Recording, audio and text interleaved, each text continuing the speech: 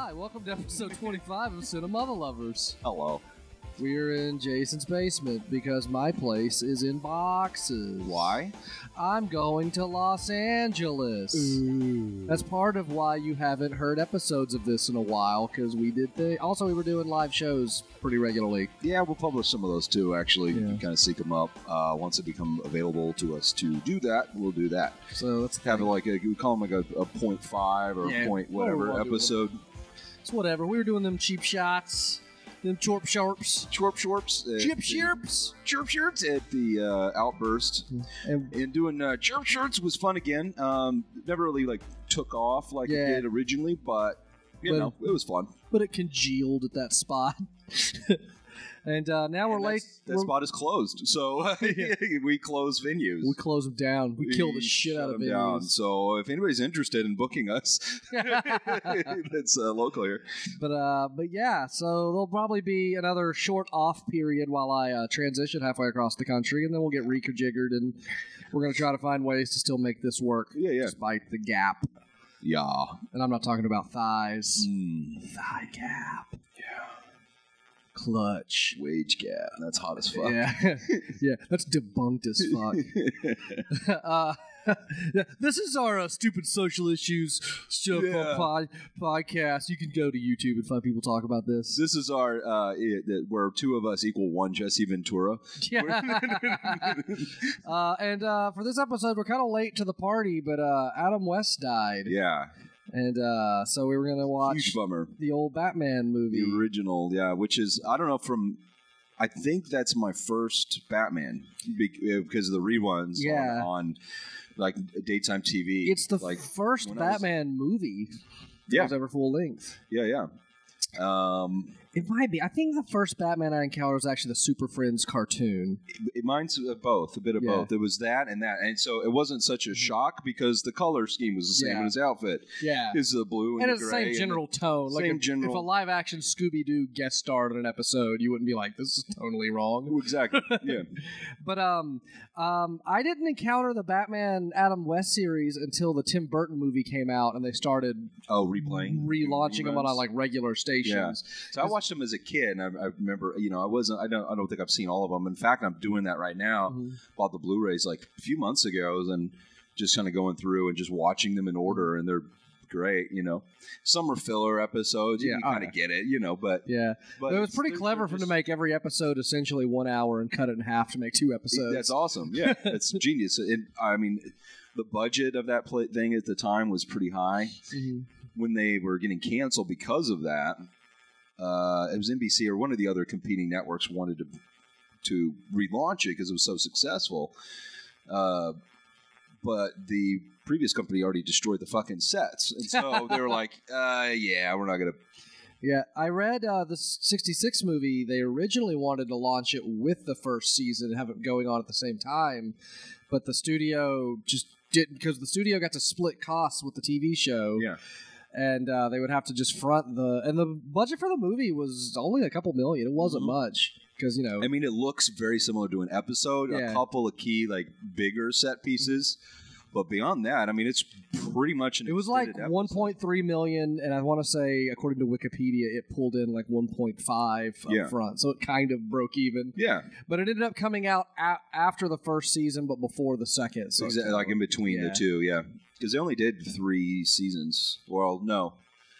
It is 2, and there was going to be a third one. That but it's 100-plus episodes. Yeah, it's some long seasons. Those are long seasons. Yeah, that's it's like a baseball season. Exactly. We just played 578 games this year. Yeah.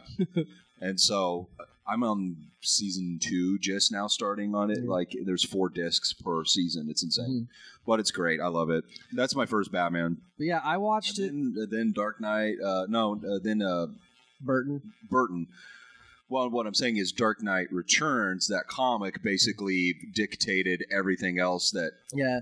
For me, it was, like I said, Super Friends, and, Scooby-Doo appearances, and that Casey Kasem, Hanna-Barbera era. Yeah. Then the Tim Burton movie was coming, and during the hype for the Tim Burton movie, the series started popping up, and I remember watching the shit out of the series when I was little. Like, I was really into that, and the Tim Burton. I remember, like, the Batman cereal and all that shit. Yeah. And then after that, it was the Batman animated series kind of laid the groundwork for that. I went back because I watched bits and pieces back then, but I went back and rewatched it. It was all on Amazon, and they're amazing. Oh yeah, that is probably my favorite. Yeah.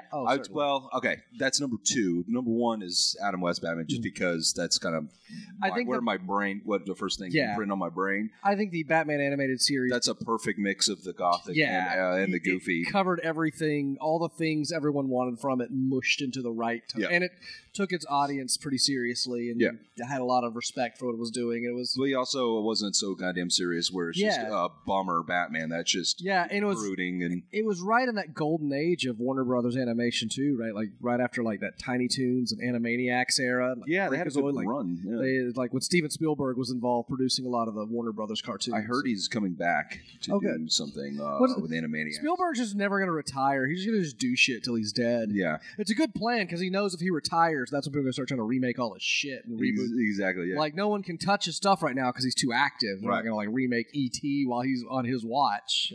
Basically, he can never die, or we're going to get Jaws remakes. Well, it's the same with the writers, the producers of Back to the Future, Zemeckis, and they were like, no, until we're dead. So, and even then, there's some studios that got him on the on the death watch, like they're replacing bets, and they're just trying to see if trying to slip them poisoned shit. Like, come on, try to Putin them. Yeah, there's like a head of Warner Brothers. We just got to get him to let that go, so we make a terrible remake, make a terrible reboot. I want to make it teenagers and make it kind of darky and but stupid. And it's going to be so bad because we're just selling the name, or make Marty McFly. Martha McFly, a girl, and he'd go back trying to bang his dad. Her dad said, "Fuck that all up too." Oh Jesus Christ! Did I ever tell you about? I don't know if I talked about this on the show. My $1 billion idea, because the real trick is to relaunch something that people know the name of but don't remember very well. Yeah. Like when they brought back Chips as a remake. Right. It's like, let's do the Rockford Files remake. No, it's Three's Company, because people kind of remember Three's Company. Yeah. But here's the game you play to make everyone love it. If you remember the premise of Three's Company, John Ritter, what's this character's name? I can't remember. Jack Tripper, is that right? Yeah, I think so. Google that at home. He had to pretend to be gay so that Don Knotts didn't think he was fucking his roommates. Right. Now, he is gay. He has to pretend to be straight, so his landlord won't kick him out. So he's living with all these hot chicks, pretending to be straight. And his best friend buddy that he went to go fuck around with is his gay lover. And people would call this show Brave, and they would just hail it as a gay positive. It's the show version of an Ally, and that would make $1 kajillion on gay Three's Company. So I could see that working. Yeah. Why not Captain Power? No, I vaguely remember. Yeah, is that the one where you shoot the TV with the little? Yeah, okay. And it looked awesome. I thought it was awesome, but then I'm like, it just kind of came and went. Yeah, it just happened. You could totally just throw random shit at that and just call it Captain Power. That show, that show doesn't work anymore because TVs work different now. Yeah, exactly. Like if you try to play Duck Hunt, it doesn't work. It didn't even work then either. That is true. You're just like you're blah blah blah. You shooting away basically, and then at the end it just beeps how many times, how many points you have. And it's just you can't change the context of the show. Dude. It's not like if you shoot enough, the bad guy wins or something. Yeah, they're just floating around, and you're just aiming at your TV like an idiot, pointing a thing at it. And yep, that happened. Basically, a toy company got us with the equivalency of handing your brother an unplugged controller. Like we paid money for that. They got us. I forgot about Captain Mattel. Those bastards. Yeah. Let's do it. So we're ready to watch Batman 66. The movie. Oh, I love Caesar. Well, we'll get on all. Yeah, it's got a great cast. All right, we'll do a countdown. All right. So we're just queued up on the just having it on Netflix right now if you want to do it that way. So we'll begin in 5, 4, 3, 2, 1.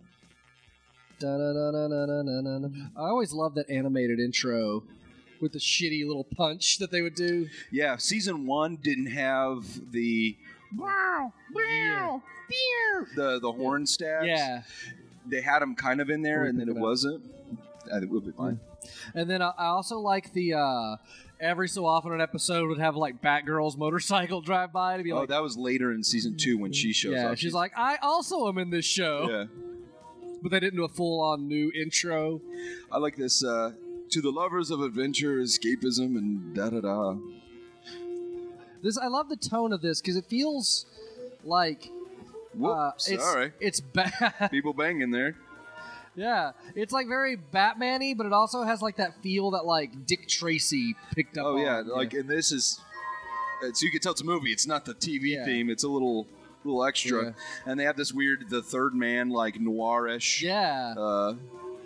Which is great because it's part of the... Like, it was like he just gave up. Like, yeah. When I was reading... it said that Adam West wanted more money for this. Yeah. But then they said they would cast a different actor, and so he didn't. So, yeah.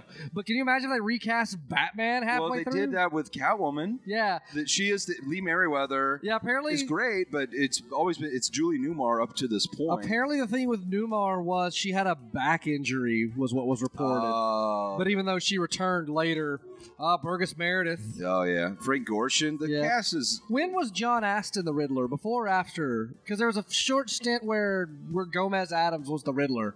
This podcast is going to go over big with 70-year-olds. It's going to go, yeah. We're competing with Gilbert Gottfried's Amazing Colossal podcast. Yeah. What happened to Gomez Addams? I don't know. A couple of my neighbors are old. Maybe they're famous. I don't know. We'll see. But yeah, I remember at some point he was the Riddler. And like Frank Gorshin. I think it was later, yeah. Frank Gorshin crushed it. He's really set like the idea of what the Riddler is for years. Also, like, if you listen to his laugh, I mean, it's right up there with like the modern Joker laugh, really, too. Like, because when Jim Carrey played the Riddler in Batman Forever, like he was channeling Frank Gorshin, like just that weird animated high knee running green tight. Yeah. You know, Batman Forever, they originally wanted Robin Williams to be the Riddler. That would have been kind of interesting. That would have been interesting, but they also wanted him as the Joker in the 89 They did. They really just wanted Robin Williams They basically involved. just use him as a pawn. Yeah. But to get Nicholson. Yeah. And that also, when Batman Forever came out, was when Jim Carrey was just king of the world. That was that, Liar Liar, The Mask, what's Ace Ventura? Yeah. All that. Me, Myself, no, that was later. What's the one I'm thinking of? There's another there's Cable Guy, but that wasn't like huge. Ace Ventura, Liar Liar. Yeah, you've named them just all. that stretch. Was he Dumb or Dumber yet? Did Dumb and Dumber, yeah. All that shit. Because, Jim Carrey was making so much money at that time. Yeah. I love his little ascot. Goddamn. I need a red phone. Even though it's non-functioning, I just want it as a lamp. Next to just that'll glow. Next to a bust of Shakespeare. I love how they how cool is this Batcave? Look how just the colors of this thing. Well, it just looks delicious. I love it. It looks like this was the same time you first see like Willy Wonka in the chocolate and you're like, I just love because it's that same just shitty styrofoam that old Star Trek sets were made out of. I like how no one's tracked down where this car comes from. Yeah. Honestly, this is probably my favorite Batman. I don't know. This in '89. I love his phone.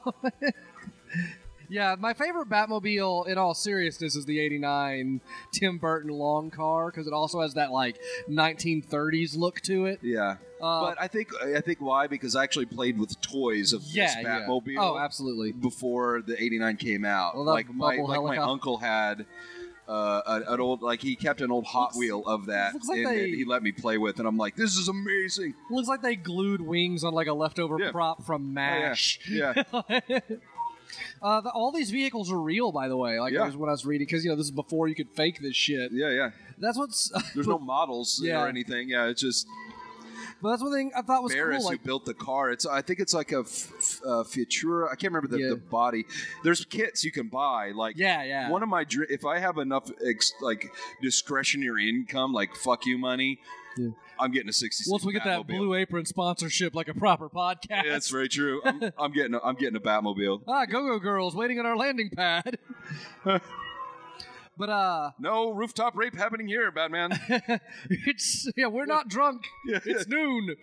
Like, this is a big difference between this Batman and later ones. Is Batman works hand in hand with the police. Yeah, the cops are like, "Good job," and they're glad not he's like, out there doing the Lord's work. It wasn't like contentious with the police. Yeah, Commissioner Gordon had to pretend he didn't know him. Yeah. This is before that, where they're just like, "Nah, Batman's rad." Well, like, just right now, here's this couple having a picnic. Yeah. Coming up eventually. Just chewing the film right now, just padding it out. I love it. Just what's it down there? No, wait, we missed it. Yeah, it was this couple on a picture. It's like, just makes a fella feel real good to know that they're out there. Yeah. You know? And oh man, and Adam West is such a talent. Like, a lot of people call him a cheese dick, but he's 100% aware of what he's doing. But yeah, he is intelligent enough. Like, if you've seen him in acting in other roles, like prior to this, he was like a character actor and all that. But this, like, he also did like Shakespeare and stuff at one point. I want to say, he's doing that on purpose. Like, he has that weird constipated delivery. Yeah. It's totally intentional. Well, because it's also what superheroes sounded like in this era, like the whole Superman, like Great Scott, like that flavor, that cheesy cornbread. That's what they were. Yeah, but like. Yeah, this actually is a lot in tone to what comics were like at the time. Like, as much as current, like, edgelord Batman fans want to pretend this is like a weird fever dream of the comics, like, Batman was not always this, like... No, super colorful. I mean, sometimes it got dark in tone, like, like, because like, the old literally was a killer, but it still looked very vibrant and colorful, even though he was murdering people. It evolved into the 60s, into what the 60s the 70s, felt like. It got a little darker and more adult. Because it started dark, and then it evolved out of that and found a place because it got more mainstream, like Superman and Wonder Woman and those names that were bright and colorful during the golden era, and then the bronze era in the 70s. Yeah, they were trying to get more adult readers. Yeah. And then you have the 80s started with... And the 90s made it just like the best and worst time for comics. Yeah. That's when Wolverine took over, and so everyone had to be Wolverine. Yeah. So I've been playing, just for the listeners, I've been playing Arkham Knight, getting caught up on all those games, which are all wonderful and great. But Arkham Knight, you could download the skin for the 66 Batman. Yeah, the whole time I've been playing as that. Like, so he's running around crushing limbs and being a bit like, but he's dressed like that. I so wish they could have got Adam West to do all the voice recording for when you're playing as that skin. That would be amazing. Yeah, missed opportunity now that he's gone. They should have made a 1966 game with him and Burt Ward. That'd be good. Well, I think Kevin Smith was involved with the new comic reboot. Oh, that's cool. Batman 66. Yeah. This is one of the most iconic things about this movie. The shark. He literally jumped the shark. It's like Happy Days jumping the shark. Yeah. And it's just hanging on his leg. Fuck you, shark. Fuck your face. Fuck you. Really? But let's try the kidneys now, huh? One thing that's cool that I was saying about all these vehicles being real is that does give the whole thing the feel of a giant playset. Like, I mean, when you're having actual sets when I say, like, as an actor, because I've been in a few plays or whatever. Right. But, like, that makes such a tremendous difference of when you have things to play with and on, and that sets the tone so much that's something cool about this movie, that when you show up on set and they're like, here's the bat boat we built for you. Like, oh, fuck. Nice. We get to drive Do you drive? How do you turn it on? Yeah. Fuck yeah. What kind of gas is staying? Thanks. How carefully he's climbing down the ladder. Yeah. Who's flying the helicopter right now? It's on auto. He just said auto. Okay. He said computer, auto, whatever.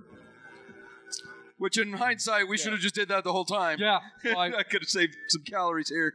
Yeah, help my friends. I don't have to show off, Robin. We get it. Yeah. Just hand it down. The gymnastics kid. Yeah. The Flying Graysons. I don't know if they ever acknowledged that in the 60 series. That not in the series. No. I don't know. Was the Flying Graysons a thing, or was that just an invention of later? No, that was in the comics. Blew up.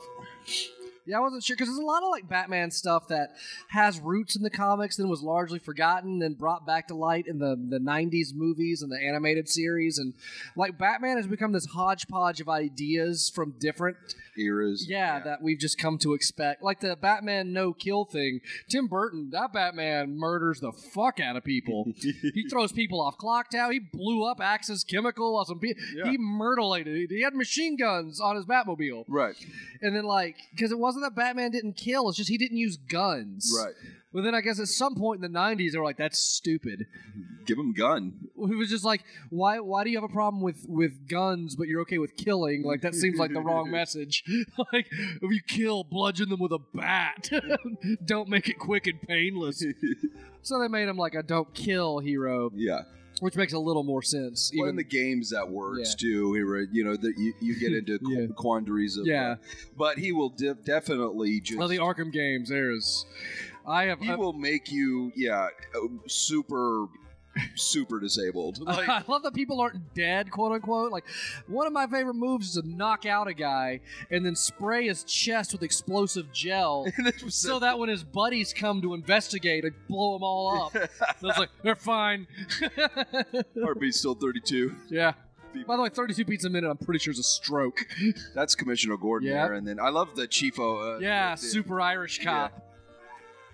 I don't know if you can get away with that now, but... She brings up a good point. Yeah. Wouldn't you be able to know who Robin is? Like, Batman at least has most of a cowl. Like, Robin, you can probably spot him. The one thing is, I don't know when Commissioner Gordon's mustache showed up. Yeah. That was probably in the 70s, maybe in the 60s. Yeah, I think it was because it was in the Batman animated series. Yeah. That's his look, mustache. Yeah. Silver-haired mustache. Yeah. That's Commissioner Gordon. He's like old J. Jonah Jameson from Spider-Man. Yeah. Gary Oldman was perfect cast. Yeah, it was really good. But this guy, he was like a little old codger. Like, they didn't really get along with him. They had they butted heads with him. He's an old actor from back in the day, and he's just doing old westerns and shit. Yeah, he's already cranky and shit. Yeah. So he was trying to. Speaking of Commissioner Gordon being J. Jonah Jameson, in the new DC movie universe, Commissioner Gordon is played by J.K. Simmons, who played J. Jonah Jameson, who was, as J. Jonah Jameson to this date, nobody could top that. Even that's the most accurate comic to movie translation of any character ever. Yeah. It was so great they didn't even try to recast him in the Amazing Spider-Man movies. They're like, we can't. Just don't touch it. So I think he'll also be a good Commissioner Gordon. Burgess Meredith. Fucking Mickey. Oh, fuck.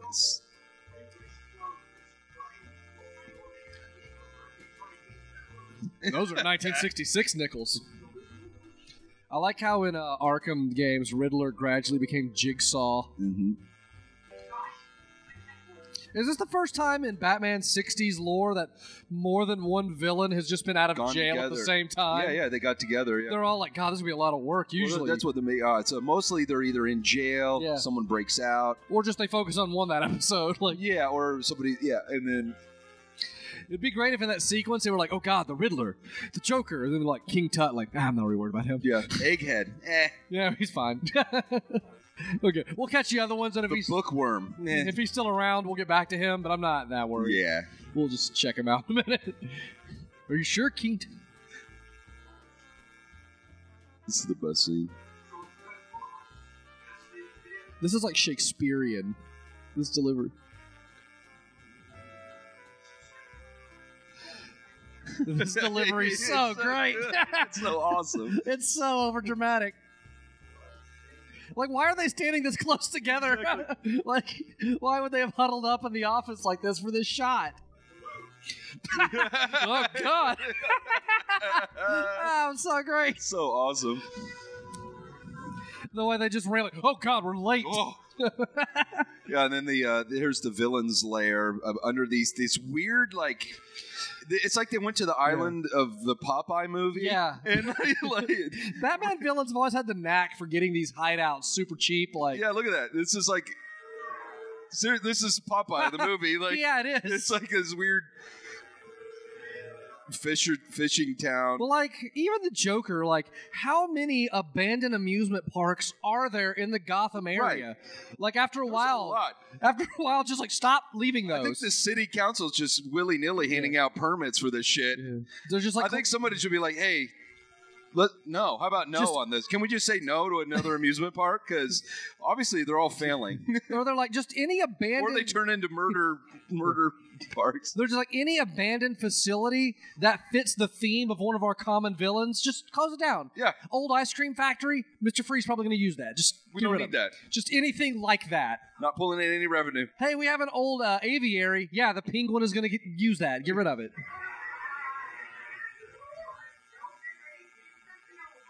I love this. This is a great Joker. And he just refused to shave his mustache. Yeah, I like that he was just an ass about that. He's like, no. And I love they scared in the of the new cat? comics, they draw a little mustache That's pretty underneath nice, the white I wish Arkham had a Cesar Romero skin. Oh, that would have been great. Lee Merriweather did turn it around, but Julie Newmar's my chick as far as Catwoman goes. I love that the Riddler dresses like Matthew Lesko. He's going to teach you how to get free money from the government. Oh, free money from the government.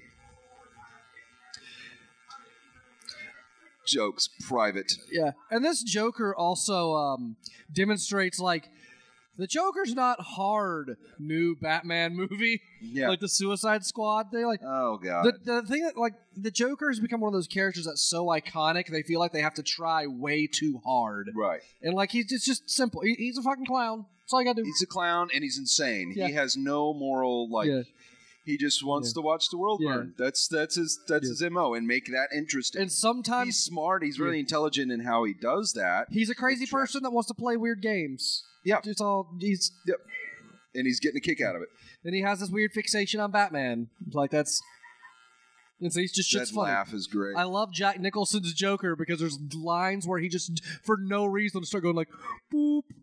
Boop. Like, why did he do that? Like, his laugh was great too. Oh yeah, cackle. Jack Nicholson's voice because he also has that weird smoker laugh wheeze. Yeah. The Jack Nicholson performance is even better when you consider that Jack Nicholson just really didn't want to do that at first, and they had to bend over backwards to get him involved and give him 5 trucks of money. 5 trucks of money, plus in his contract, he wouldn't show up on set until after 10 a.m. He had to have every Lakers game off, so he could go watch the fucking Lakers. Yeah. It's like, I'm sorry, was our $15 trillion not enough that you can't just watch this tomorrow? Yeah. Like you can't. Just...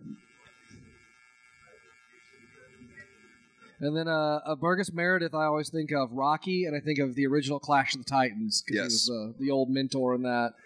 It was cool. There's a playwright. And this is what I like about this. Romero's delivery. That's just class. All of these old shows, these classically trained actors, are just all like way over the top. Yeah, you can tell they're doing stage work. Yeah, back when acting, they just scream. Back when like you auditioned and people cared about if you were any good as an actor. It was how loud you were. Well, just in general, like acting had like gravitas at this point. And that was even a thing up into the 80s. It's because now, like, when they're cast, they're like, what do you look like? Like, that's 100% of it.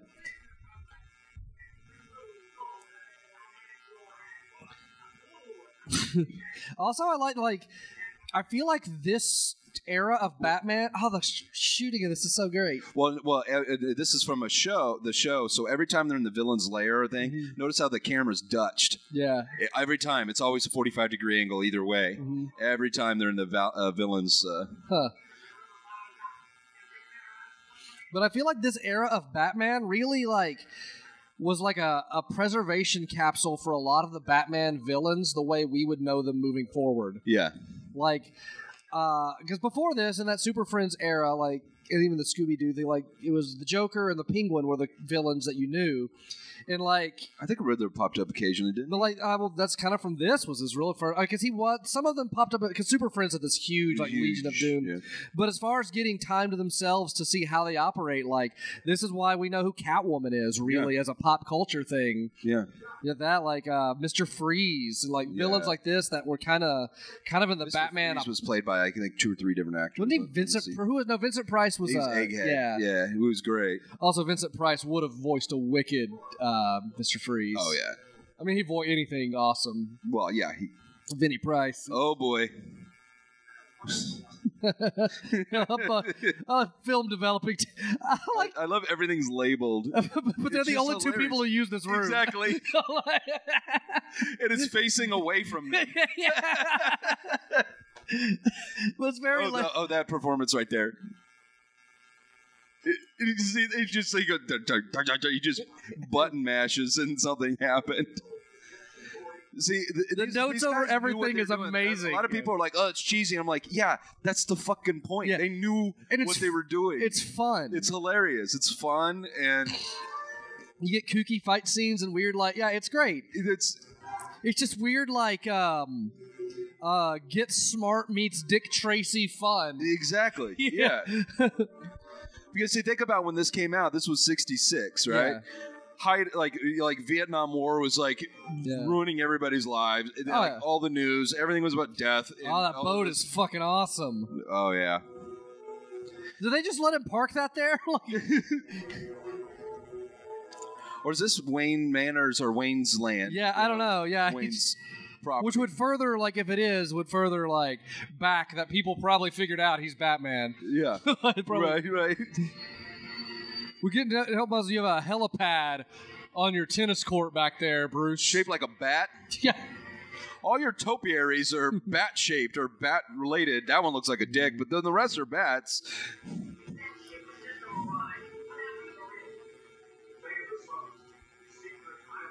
I like something that's not on bat cowls often is that his has the eyebrows on it. Yeah. And a little nose. Yeah.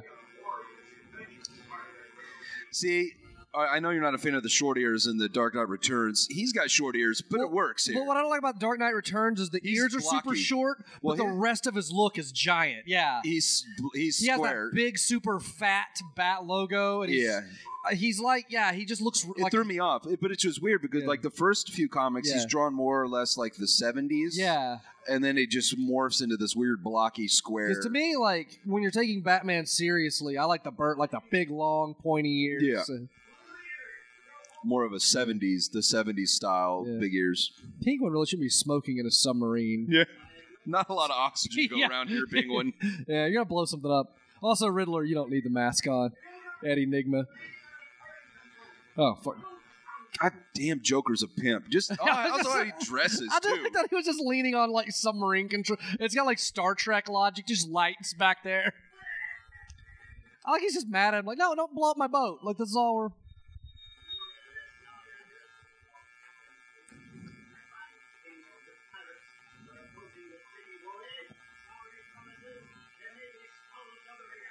Skullduggery ahead. Jesus Christ, this is awesome. Yeah, I guess the Penguin didn't change at all really until Danny DeVito and they made the monster Penguin.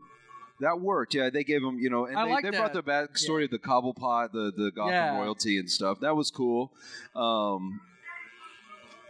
and I was his name always Oswald Cobblepot, and he just wasn't a big deal. I don't remember. I don't remember. Yeah, but I like the Tim Burton-y Danny DeVito Penguin. That was great. Yeah. That was a good, Nolan-ized Penguin. Yeah, but, Nolan, though, I don't... I just mean the way Nolan, we got to make it weird or different. Well, I don't think Nolan would have gone that far with it, where he's eating fish and stuff and, living... it got a little ridiculous where he's living with... Burton did have a little bit more. He needed to be reined back. He's a little more magical. Yeah, but I still think the idea that even his briefcase has a bat sign on it. I feel like the idea that Nolan's were super realistic annoys me because by Dark Knight Return or Dark Knight Rises, he's flying a spaceship down the street. Right. It's ridiculous. Right. I like how Nolan in particular is in charge of the submarine. We need a boss guy. Oh, technically it's Penguin, and these are Penguin's. But he just sort of owns the boat. Oh, I got you. Yeah. So he's like, don't fuck with my car. Yeah. But as far as the scheme...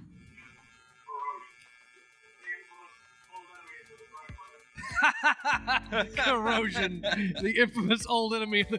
Well, that's one thing I think was missing in later Batmans. Also, the detective work. Yeah, I hated that about the Nolan Batman. Is he just punched stuff? Well, no, he did detective work in Batman Begins. Remember, he where he like reassembled the bullet. You know, yeah. he pulled. That was a little bit of that. But it still wasn't like his own ingenuity. He's like, I have a machine that does this. Right. Like he didn't like think of resourceful ways out of stuff. He didn't like outsmart things. That's very true. Yeah. And that's what I like about looking at stuff and being like, what are you doing? I know what this chemical is and how it responds to this because I'm a chemist. Yeah, like, well, like in 89 Batman, no, he's a chemist. Oh, yeah, he tried to figure out, and he discovered. Yeah, he had to break the Joker's code on the products. Like, but yeah, that was still used a bad computer. Yeah.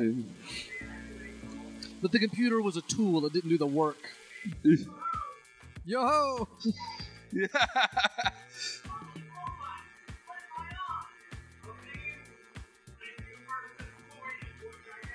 The Fiends, I love the dialogue in this movie.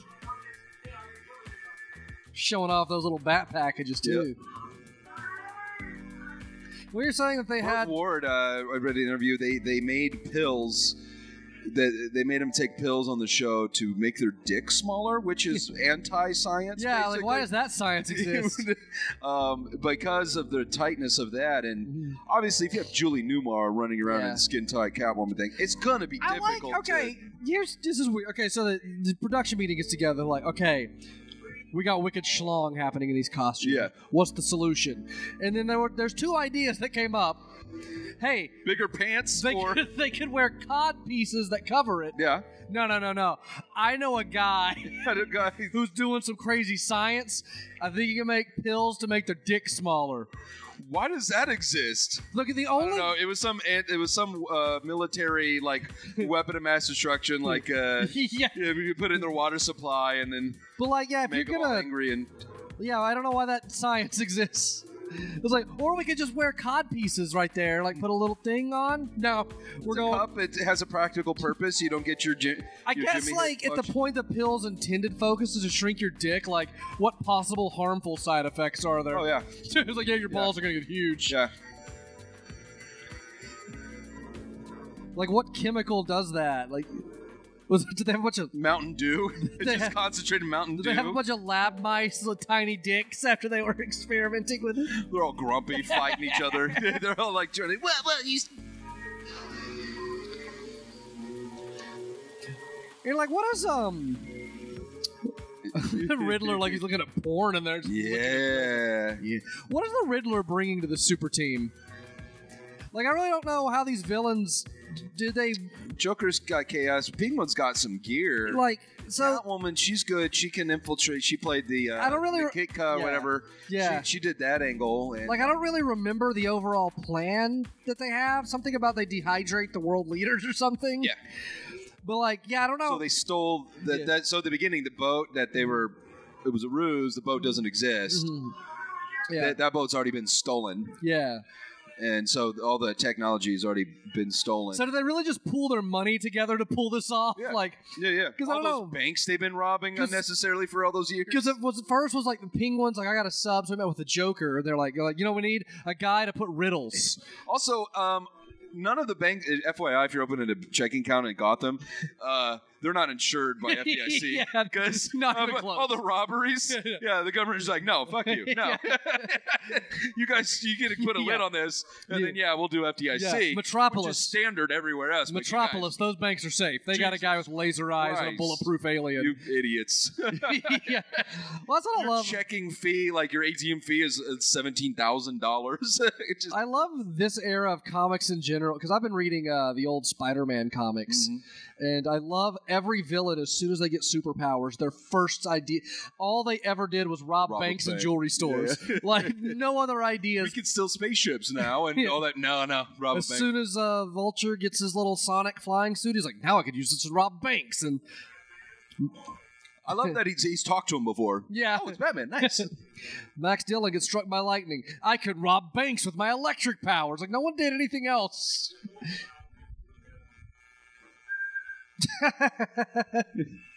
Look at yeah, like the Riddler. If you're building a team and you're like in Gotham, like, all right, who are we gonna bring on this? The Riddler's the worst guy to bring on board. No, he could set up. Well, he did set up like weird traps. Well, the problem with the Riddler is the Riddler does a crime and then actively leaves a trail of riddles to stop it because that's the game. It's like, dude, don't. He wants you to figure it out. Yeah, he's like, don't. Yeah. Stop. You're ruining my plan. Right. Because our arch nemesis is the world's greatest detective. Right. Stop. Right. Because really the Riddler's whole shtick is he has an inferiority complex. Yeah. And he wants to be smarter he wants to be the smartest. Yeah, he wants you to figure it out. He hates that Batman always outsmarts him. So he's really a detriment to your team. That is true. Like Mr. Freeze, solid guy. Just freeze. Yeah, he'll just freeze you. Cold powers. Yeah. You got to accommodate him with a cold room. Yeah. Give him a room to take his suit off. Give him a truck. Give him an ice cream truck, like in the show. None of the Arkham games have made an Arnold Schwarzenegger skin for Mr. Freeze. No. That's a shame. You need to get on that. Or the 66 is pretty solid, too. He looks like a goofy spaceman. He always looks like a goofy space ranger. But no, in the 66, I mean, it's... Because I think that's part of why we have that look for him. Yeah, it makes sense. From that, because the Batman animated series took the that red look, eyes, with the big. He has like the 90s. The goggles. The goggles. That was from the 90s look. That was cool. But yeah, he always to this day looks like a fucking 1940s Mystery Science Theater movie space villain. Yeah. I love it. I love that he always has the gun. Wow. What does a turkey do when he flies upside down? And what weighs 6 ounces, sits in a tree, and is very dangerous? Yeah, if I were the other guys, I'd be like, hey, Riddler. Quit riding in the sky. Go fuck yourself. First off, that costs money and resources. Yeah. You just blew up a rocket. That's cool. Yeah. So you blew up a nuclear warhead? We could have fired... To write a note? We got Post-its, dude. Like, we could have fired that rocket at the Batcave. We could just invent email and have all the money forever. Yeah. Just take that rocket and point it at the police station. Right. Way more useful. I love they're walking around. Yeah, they're just pacing in there. Oh, it's I love that they just meet at the commissioner's office to ponder. Yeah. The commissioner, they also, too, every time they're like, oh, this is, just call Batman. They just give up. Every time they don't even try.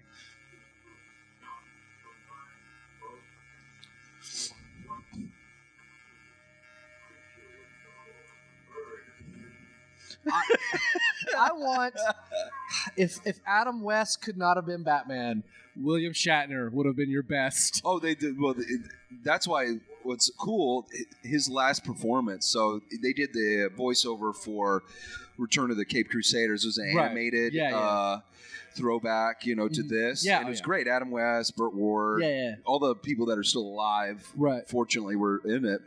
They had a cool feature too, where like they had this weird ray, and it split into 3 Catwomen, and it was all 3. It was Eartha Kitt, and the new, a little confused. He looks in the background. Here's the deal.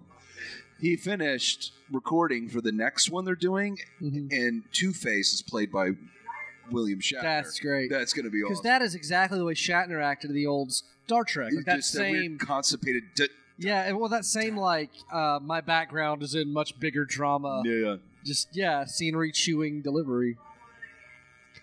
And Catwoman's job is just to kind of yell at them. Yeah. But if I were building my team out of Arkham, I'd be like, Killer Croc, you're on board. Croc didn't exist yet. Yeah. I think he was more. He might have been in the comics somewhere. He may have, because a lot of these characters are just in the apocrypha of the comics. Well, then there was ridiculous comic, or different. Yeah. Because I was like, with this team here, Condiment Man in the 90s. Yeah. Oh God. Frank Gorshin is such a great crazy person. See, I can see him do Joker as well. Yeah. Well, then they got whenever Jim Carrey was a perfect Riddler. Robin Williams would have been a lunatic. Yeah. Like just the genie from Aladdin as the Riddler.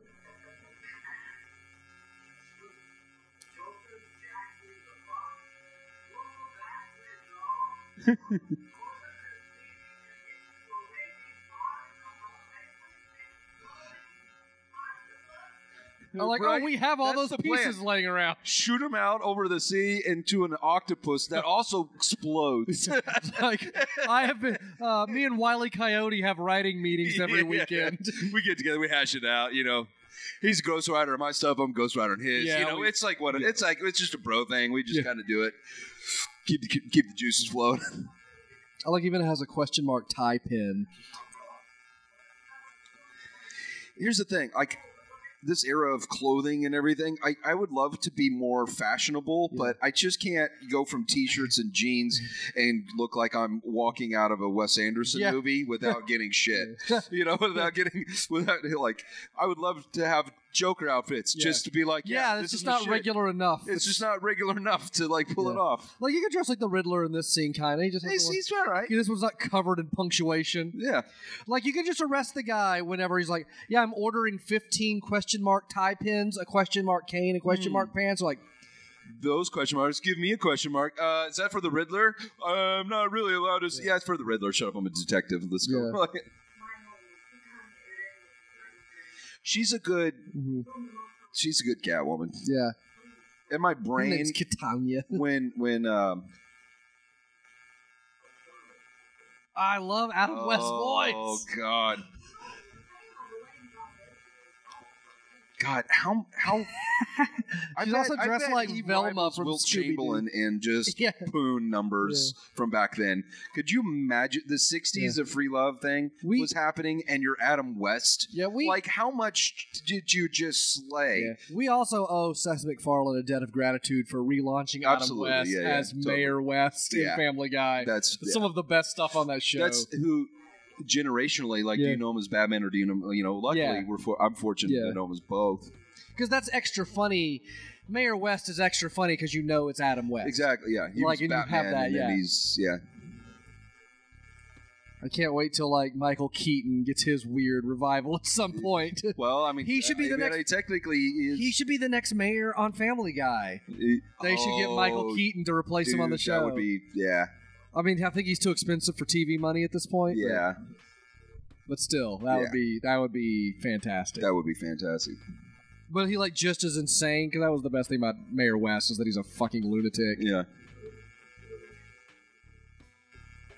God, how he would have been a great like precursor to Indiana Jones. Oh yeah. Like if they cast him as if he was like he could have nailed. He could totally crush Indiana Jones. Because Indiana Jones just didn't have... Because I was like, he'd be a good James Bond. I was like, oh, James Bond didn't exist. I mean, James Bond wasn't American. Right. But Indiana Jones was the American, like, analog to that. But that was after. But yeah, he would have been a great... Or just an American Bond. He would have been a great Harrison Ford. yeah. He's Harrison Ford without the dirty... This Alfred is great, too. Yeah. Who looks like the Commissioner Gordon look. Right. But no, Adam West is a good, like... I love that Shakespeare to the Batcave. I hope no one pulls that on accident, like anyone just leans on it. But, like, he's a good, not dirty Harrison Ford. Like, Harrison Ford has the grit in the... Yeah. I've seen some shit where he's still, like, clean and handsome. Yeah. I was wondering if... He had to put the outfit on to go. Yeah. Well, like, does the pole dress them, or is there a floor halfway where you stop? They kind of illustrate that in the animated movie they just did. It's going down, and there's like these machines coming out and like putting pants on them, and.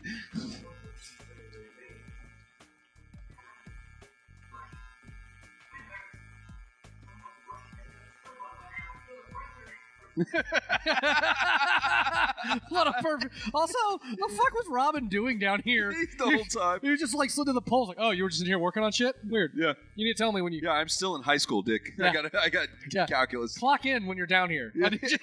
I need to know. There's supercomputers. Books are all fucked. Yeah. I don't know what you worked when you didn't work. Oh, there's a service elevator too. Oh, for Alfred. Yeah. Like, why can't they use that ever? Pulling down trim.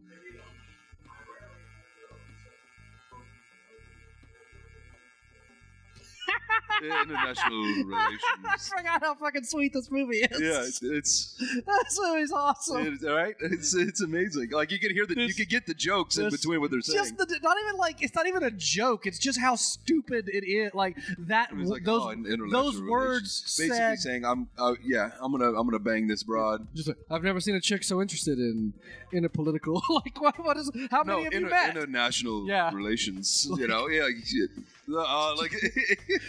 oh man, yeah. I'm glad we have not revisited the Batman rank bank yet, because this one would be climbing the. Oh, it's climbing the charts totally. Yeah. I don't know what my favorite Batman movie is. Or what like the I don't know. Dark Knight it gets a lot of credit, but it's a little overrated. I like Dark Knight, but I love Dark Knight. I mean, it's like if I take out my film school brain and analyze them, Batman Begins is a better movie from a structural stealth. Yeah, I agree. But Dark Knight's more fun.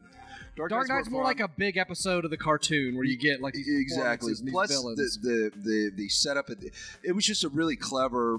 The thing with the boats and then this and the hostage. I'm like, that's a really good fucking climax. Yeah, the biggest, I was like, really the biggest thing about it is it's not a Batman. So like the main character of that movie is Harvey Dent, which Aaron Eckhart has a completely thankless performance. So like everyone talks about Heath Ledger. Aaron Eckhart's the glue that holds all that movie together. Oh yeah, and like he's great, and everything hinges on him. And then you have these Batman. Like it has the most memorable performances because I think in the Nolan movies the best performances are Heath Ledger and Aaron Eckhart. Right, and I think the third best one then is Liam Neeson as Ra's al Ghul, which is brilliant casting. Right. And then Tom Hardy as Bane because he's fucking hilarious. It's not for anything serious, but because that movie I did not. I would love to have seen a 1960s Bane. Oh, he would just be the Lucha from the 90s. He would just be totally just it would Lucha. Be so funny. It would be fucking Blue Demon Santos, like fucking. Well, they just cast what it would be, just someone like who's physically huge from the time, just fucking. But they have like that old school where they're like, not like Tor Johnson, but they're just. It'd be like Tor Johnson or somebody. No, I mean there were muscle men out there, but they weren't like dehydrating themselves to see every muscle. Yeah, they were just thick. They were just built like lumberjacks. They were, exactly. That would be so funny. That would be We need to figure out what the budget is. Oh, I love Alfred's wearing a mask. Yeah, because he can't be seen with the. He can't identify. But he's that looks great. I want to find what the budget is for us to make like a fan film episode of the show with villains that never got used. I would be down just because I want to own all of these outfits. Honestly, let's use Gumby style claymation to make Clayface. Yeah, do 60s version of Bane, the Croc. The terrible Clash of the Titans, like Harley Quinn. Oh God, that'd be great. Oh. This is happening. Firefly. Careful, it's Killer Mantis. Oh, that would be wonderful. He does not look interested. He's like, I gotta go. Everybody's like couching their language. He's like, yes, they appear to be fucking. And everybody's like, oh, that's a problem. Say no more. Problem with Batman. Say more. I get it. That's a thing that got lost with the grimmer Batman. Is that Bruce Wayne is an affluent ladies' man who's very charismatic. They touched on it in Nolan a little bit, but it got so grim to the point that felt fake. Exactly. It wasn't that he has just a little bit of Tony Stark in him. He does, yeah. And that's what I like about the Batman animated series is they never lost the human elements of Batman. Yeah, especially like the warmth when he helps someone. And even like there's. The tone they have with the villains, even they're like sad characters. Like the Dr. Freeze story is kind of sad. Batman feels for him. He's like, he still broke a shit ton of laws. Still gonna take you in, but feel bad. That sucks. That sucks. But just there's so much that's.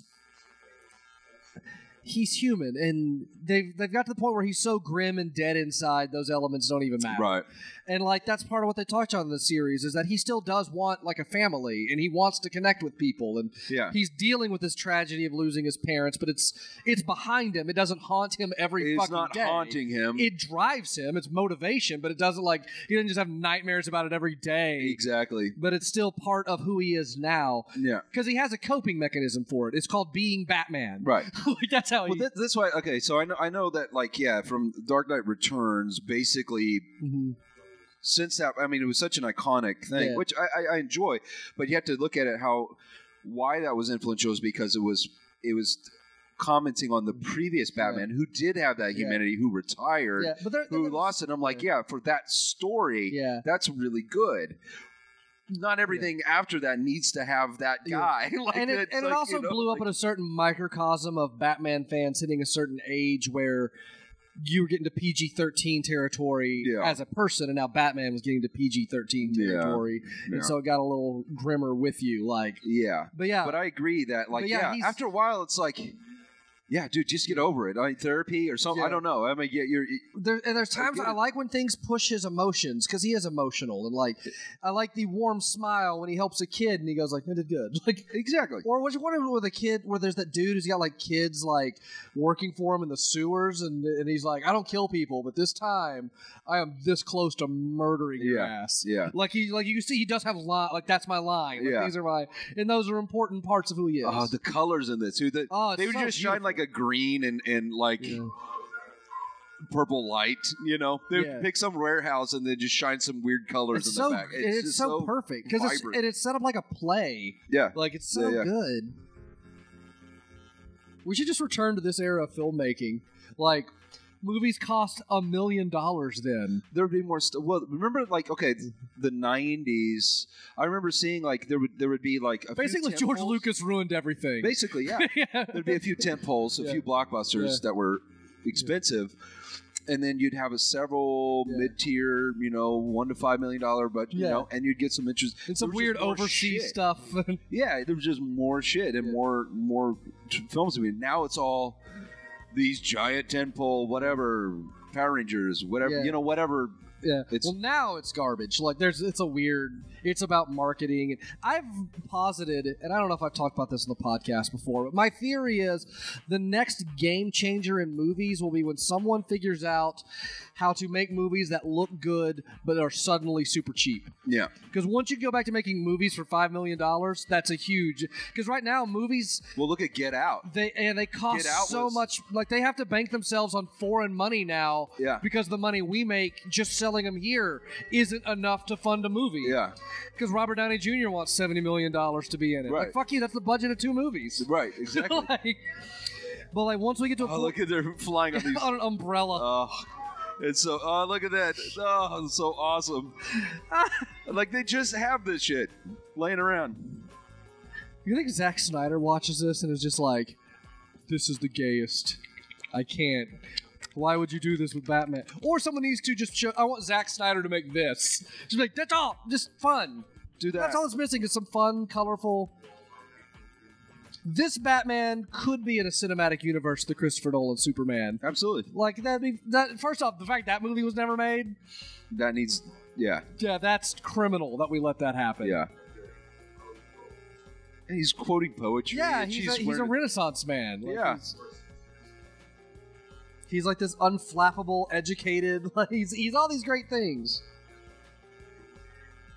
Do we dare? I love his delivery is so good.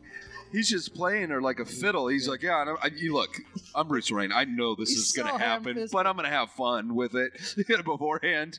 This is my foreplay. I love this. Just watching you get excited about this. This is for Daddy. I don't get to do this often. Yeah, so. The other thing that I want to do a reboot of now is Bonanza, because that hasn't had one. Oh, Joker's wearing a mask. Like, I know who you are. Yeah, hi, Joker. Hello. Oh. So the first time we get in a fight, there's no bam pow. It's actually just Bruce Wayne beating the fuck out of these dudes. And Joker just throwing bows. I love how they're not like all over choreographed, like crazy kung fu fights. Oh, there's so many pull punches and stuff on the show, like weird angles, like where they're just swinging 2 feet in front of their face. It's great. I love it. Like this is still good choreography, but it's see that like. Yeah. Why is the Joker wearing a mask? Hey, Riddler, we know who you are.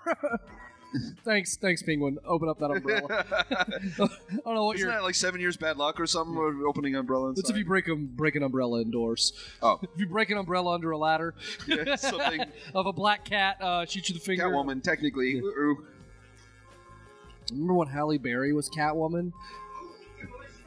Good casting, terrible movie. Well, like it wasn't even like Selena Kyle nor in Gotham. Like it has nothing to do with the setting. Yeah. It was just the term Catwoman. I saw it once and it's like immediately forgettable. Yeah, the only reason I the joysticks on them. I only kind of remember it because we did a movie interruption with Cubis. Oh, yeah. And so I had to watch it for that. But it was super bad. But I had not like Joker had to have the purple. The purple I love that Joker was basically Prince back then. He was just like, he's like the Penguin's like, all right, we got all these flying in, and the Joker's like, excuse me, I'm not putting my ass on that fucking thing unless it's purple. You gotta send it back to the shop. Why are we wearing our masks indoors? That outfit, yeah. So again, in the Arkham game, totally put that outfit on Catwoman. It makes it a million times better. You know what you also preach about the Joker, though? Like green socks. Like he puts the outfit together. Yeah, it's coordinated. He's an insane person. It's not all willy-nilly. Like, guys, can we just keep it back? We're jumping all over the place. Like, I just what the fuck are you guys? Does he not know that's her? Like, it's just, I get superhero rules, just logic. Masks. There's a great episode where it's Bruce Wayne, the Commissioner, and Batman all on like a three-way line. Yeah. And Adam West doesn't change his voice whatsoever. Or there's one and then he's like, "This Bruce Wayne sounds pretty awesome." He's like, that's a great. He's giving himself compliments and he's just having a ball. Like he's got two phones. I remember there's like an old episode where like Batman couldn't answer the phone and Alfred had like this keypad of buttons. Oh, I haven't got there yet. He would push buttons that had like words, like phrases. A soundboard. It was like, "Hello, Commissioner, I am Batman." And like, because Bruce Wayne was in his office talking to him, and he's like, and there's some line where he's like, I would have thought you were the Batman, but here you are right in front of me, and I'm on the phone with clearly not a DJ soundboy. Pretty nice bed in this place. I know, it's kind of luxurious. Yeah, we're back in that slanted. The Dutch angle. This is hella Dutch. You give something, yo ho.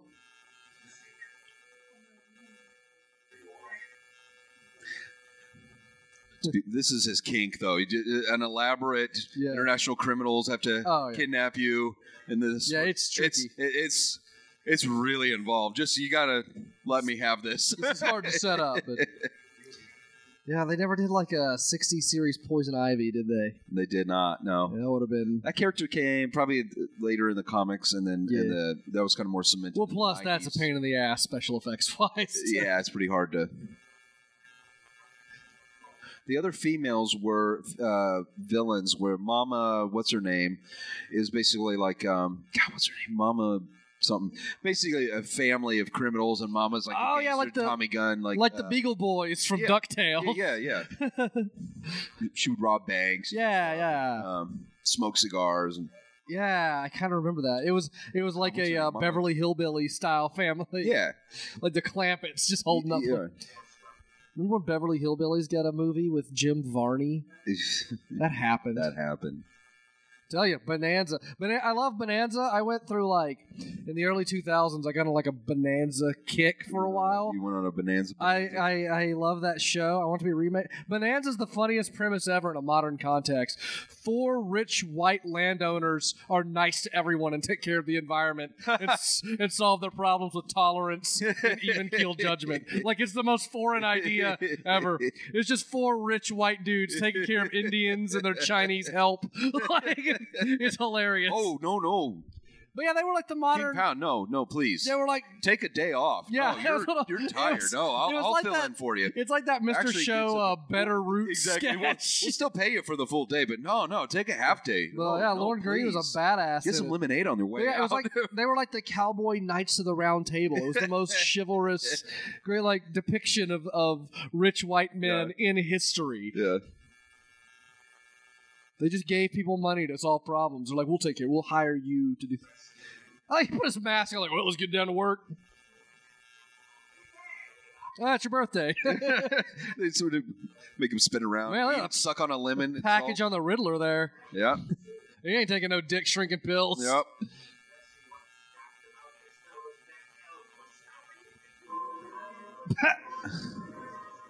He did not want his left elbow. Riddle me this. What's the thud going to be? How deep is that thud going to be when this bitch hits the floor, huh?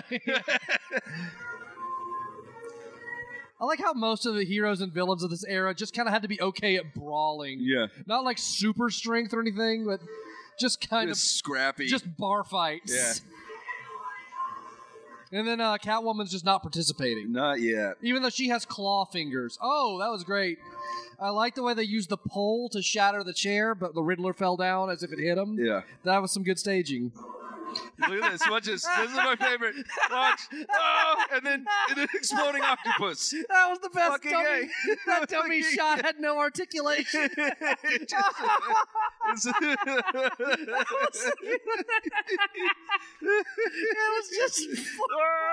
just it could have been a cutout. It looked like a Monty Python animation. It had no articulation.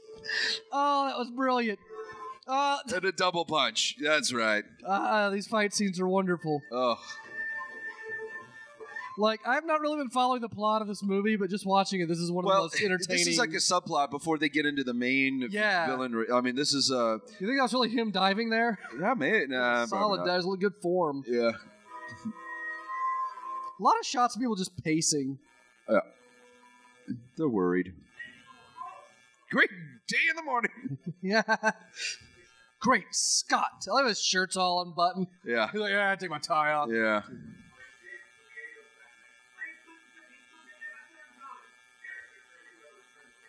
Also, Dick looks a lot like Robin. Yeah. Just saying. That's neither here nor there. Anyway, I'm gonna same hair. Don't slide on the banister, Dick. go. Come on, man. Act like you've been here. Go put your elf shoes on. Oh, I love that little punch that he does. He does that little knuckle pop motion. Like, he does that all the time. He came up with that. And that's his nervous tick. He's the little Joe of the show, if I were to go with the Bonanza parallel. By the way, young Michael Landon, great Robin. Little Joe. Little Joe. I'm just going to recast this whole thing as Bonanza. Dan Blocker would have been a great 60s Bane. Oh, this episode would be incredible. Dang it. Yeah, see, I wouldn't. That is pornographic. Right, jeez. Like, there's like, do you mind? We're trying to have dicks in here.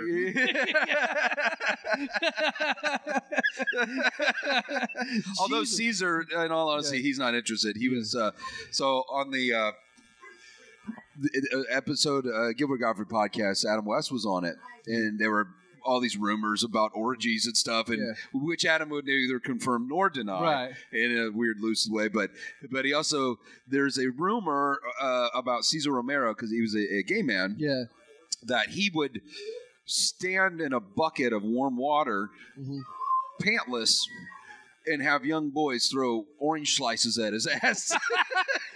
That's the weirdest thing ever. That's the weirdest kink ever. And I wonder, was he still in like just bottomless, but like in Joker makeup and just cackling?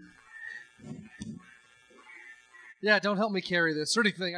It's not heavy or nothing. I'm not laughing. These are struggle noises. GP one. We had these special made for you guys. What is GP?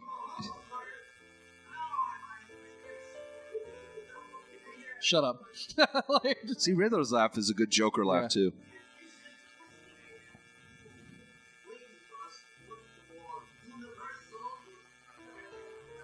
Another good Riddler would be Neil Patrick Harris. That would be pretty solid Riddler. I want to say he's one of the people that got talked about during between movies when they start. Yeah. There was talk for a while that the Riddler would be the villain in Dark Knight Rises when they were in pre-production because Heath Ledger had passed. So they didn't go with the Riddler even though he's more well known because it'd feel like, oh, you can't do the Joker, so you just did like Diet Joker with the Riddler. Right. But there was talk of Johnny Depp being the Riddler. That would have been so obnoxious. That would have been obnoxious. Johnny Depp can't be in movies not ironically anymore. Yeah. You can't just cast him seriously. No. Even as Jack Sparrow, it feels weird still. Yeah. So, they're dead. The last movie I love, absolutely, there's been movies in between, but Johnny Depp as Hunter S. Thompson is great because I just love the material and it fucking works in that weird, I absolutely love the original Pirates of the Caribbean. Is one of my favorite movies. Yeah. But, he's just at this point such a parody of himself. Exactly. And the writers have lost all sense of why it was good the first time. And, it's become such a joke that he... let's snort it. Let's smoke it. Yeah. Let's see. I'm going to shoot it in my ass. Into kitty litter. By the way, you it just cuts over and Catwoman's taking a shit on. By the way, you guys really got some nice rugs in this submarine. Is this that non-clump shit? I don't know. Oh, they got to make Catwoman sweep it up. Oh, yeah. How progressive. Right. Can you stop smoking, Penguin? Like every scene. That's such a good laugh too. That just. Burgess Meredith has some of the weirdest characters in his arsenal. Yeah, just cruise through there. There's people walking. I like how there's always like a close-up shot of them fastening their seatbelt for the kids. Yeah. But then they tear down the road at like 178 miles an hour.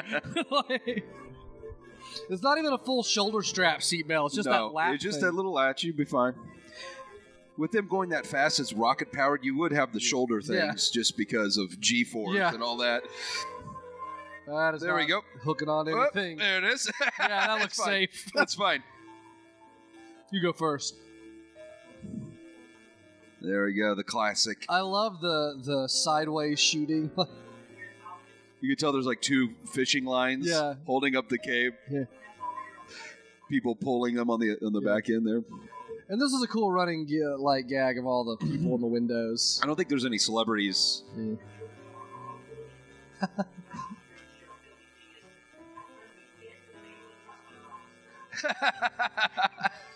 The do-gooder stuff. I love it so much.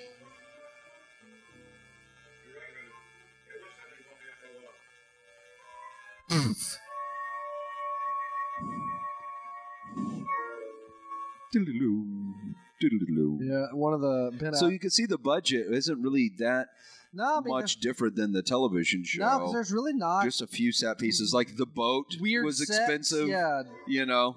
Having all of the talent of all their villains at once. Yeah, but that's...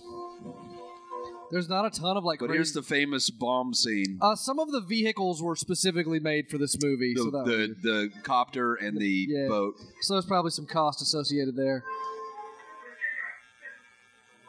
Shit. Okay, never mind. All right. I always, during Dark Knight Rises, when he's got his bat Galaga ship dragging the bomb around under it, I always thought of this scene like it was a parallel of that. Trying to get rid of the big nuke. Yeah.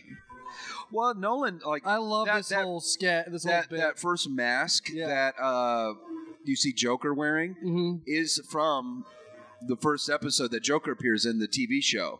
He was playing this like a clown, like a opera clown, and that was the fucking mask.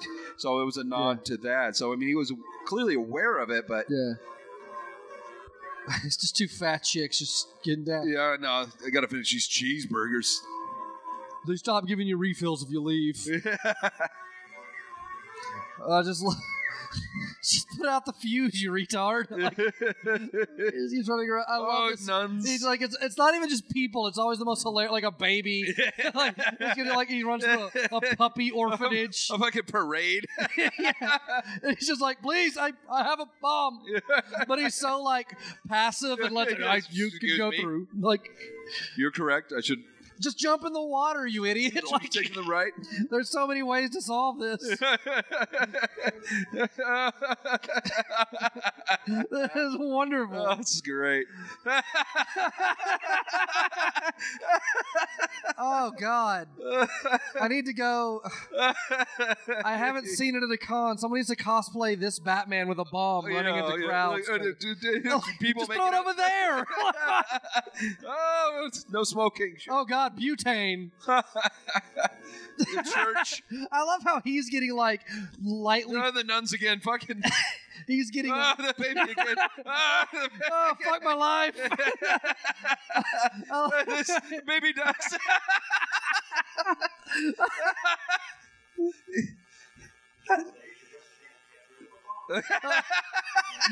That right down was an improvise. That is just some days. Oh, some days. There you go. Before the credits rolled right there. He just. Did you see a guy with a bomb? That is a great sequence. Yeah, it's so beautiful. It's amazingly stupid. I love it. Hey, boo.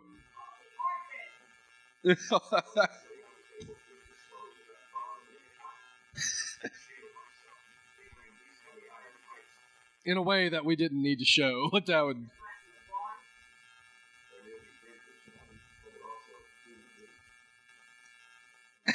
That's what I love about this Batman. You cannot fight hate with hate, Robin. Yeah, exactly. Modern Batman would be like, yeah, fuck those drunkards. I will punch them all. Over them with my car. I don't care. Yeah, you're the Penguin. Clearly.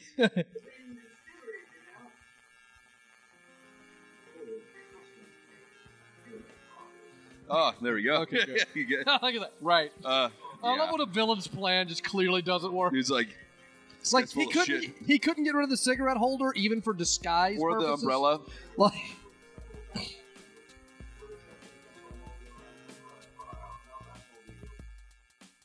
it sounded like he sang that line.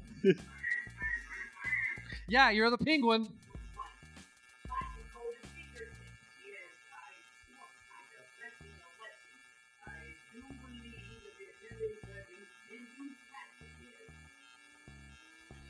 Right, so why do we even entertain this? Why don't we just punch him in the face? Yeah.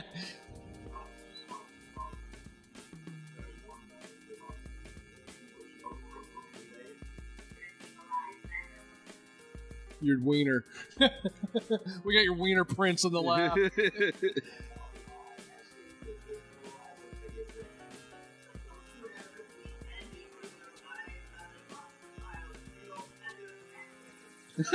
Yeah, you're the Penguin. He just wants to get into Batcave. This is your plan. He just wants a lift. He didn't even need the disguise. He could have walked up to them as the Penguin. Yeah, it'd have been like, take me to the Batcave. I'm not the Penguin. Yeah, you're the Penguin. Nah, you want to make sure? Look at my fingers. Gotta do the eyes. Oh, that thing's the back at your cave. Why don't you give me a lift? Did you not have the Riddler check this plan for you? I feel like he could have done a better job at this. Why didn't you just follow them home at this point?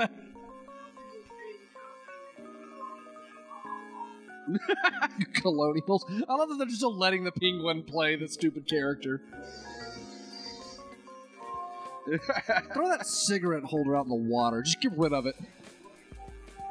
Yeah, let's just go take him to jail. And that was the first time that we've seen that in this movie. Yeah. We haven't seen that yet. They should have just taken him to jail. Yeah. Just be like, this is obviously the Penguin. Yeah. So we're not going to double check on that. I wonder what the 1960s Arkham Asylum would have looked like, because it looks like Castle Dracula and all. I've seen there's prison shots where Joker escapes. But did they ever do like actual Arkham? I don't think they just put him in jail. Well, no, there's a prison yard jailbreak that Joker gets out. He's pitching a baseball and it explodes and it's just the pitching mound's a giant spring and springs him out. It just shoots him over the fence. Oh. These labels are very convenient. Why'd we bring the Penguin that we know is the Penguin to our secret base? Why don't we just throw him in the lake? Look how happy he is. I wouldn't deny him this. It's just...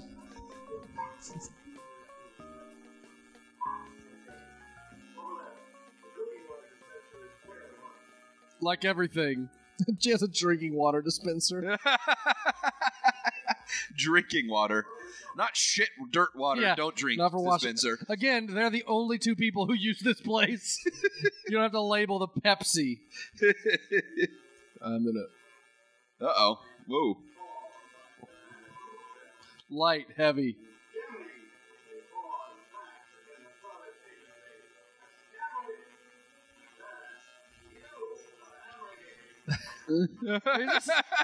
I hope all that was improvised. Yeah.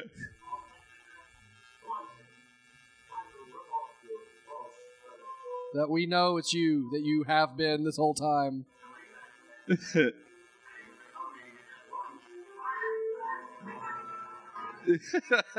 Oh, God. That was the plan, just to bring the goons. He smuggled in 5 dudes. Yeah. Also, what Lovecraftian nightmare are those dudes experiencing? We were consciousless sand, and now they're like just ready to fight. They're not like, what am I? Where were they? Yeah, were they like in this weird Doctor Strange, like going through like I am conscious? Well, I guess they're disintegrating on contact now. Yeah. They are living nightmares. Where are you going? What are you doing?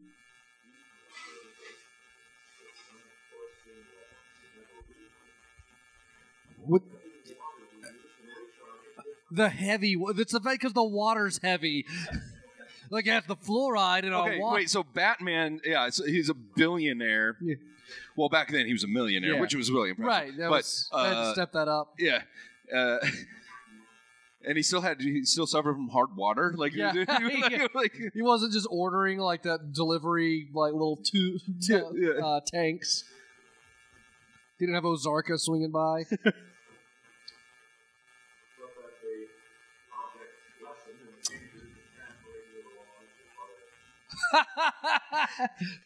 Side note, what's he doing?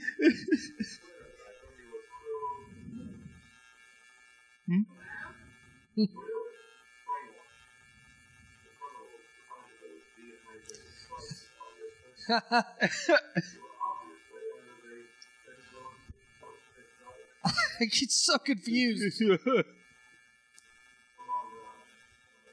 Notice how he's like trying to outsmart him and not just punch him in the face? Uh-huh. That's the Batman I like. Yeah. It makes the punching of the faces much more... Yeah.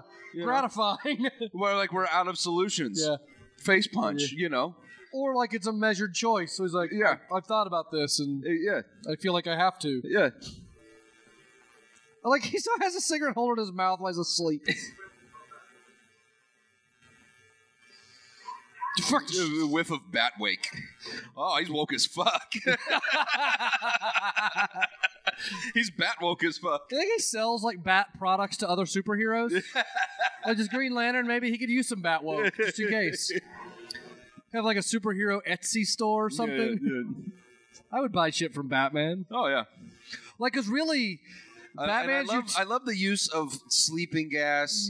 Poison in the '60s. Everything just colored gas. Yeah, just stuff. Smoke bombs everywhere. Why is he just like I get impetus-y gas? Like it just. Yeah. He does not know how to drive that. Now they're. I have a submarine, but this is awesome.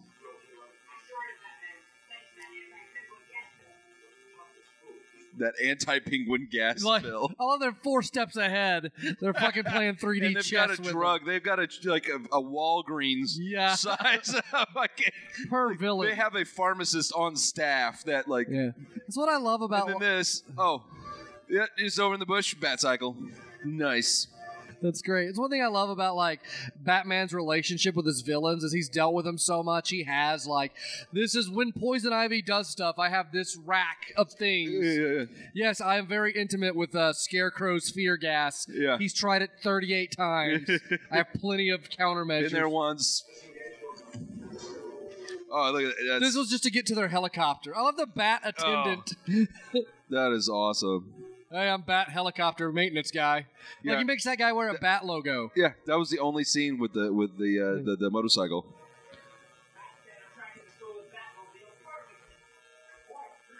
Back scratcher. Like, really, all Catwoman has brought to this plan is just sit very leggily. Yeah. Just be leggy. Well, she did... and condescend everyone else. Yeah, that's the Penguin has managed to defeat Batman summarily, historically, right? Yeah.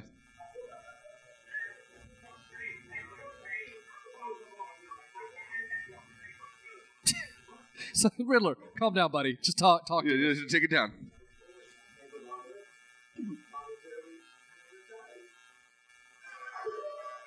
We probably. Also, I like how they respect him enough to use their villain names. Yeah. Like, when you know him that closely, he's like, yeah, I'm the Riddler. Like, you're Ed. I know your name. You're Ed. Yeah. Ed Enigma. I know who you are. Ed Enigma. They do, like, wrestlers where they still have missiles out there. Oh, he's doing another riddle. Oh, yeah. Hey, Riddler. Yeah, stop giving clues. These are millions and millions. Uh-oh. You are a huge dick.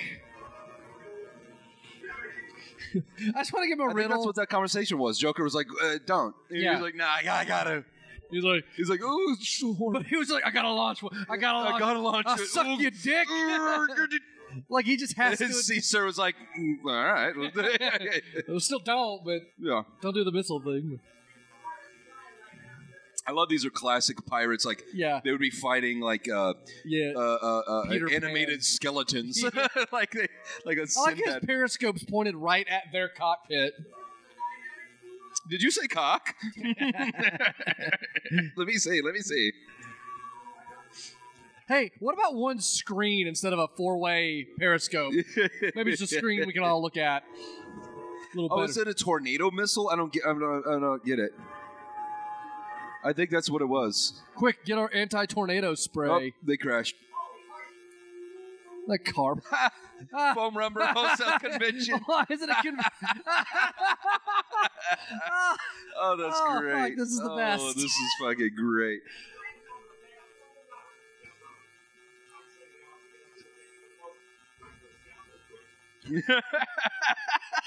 I love this movie. Oh, fuck.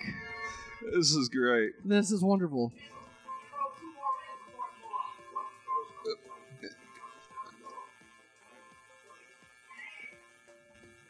It doesn't come down yellow and white.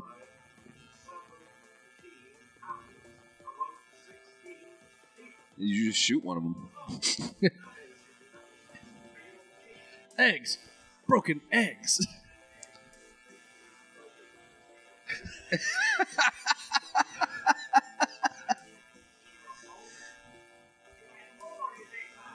Riddler's.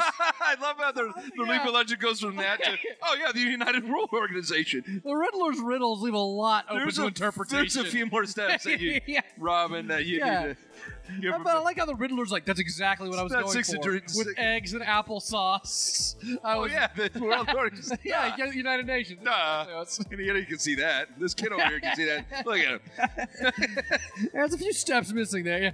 There's I like how the Riddler, like it's... Okay, do Kevin Bacon with Ramses. There's...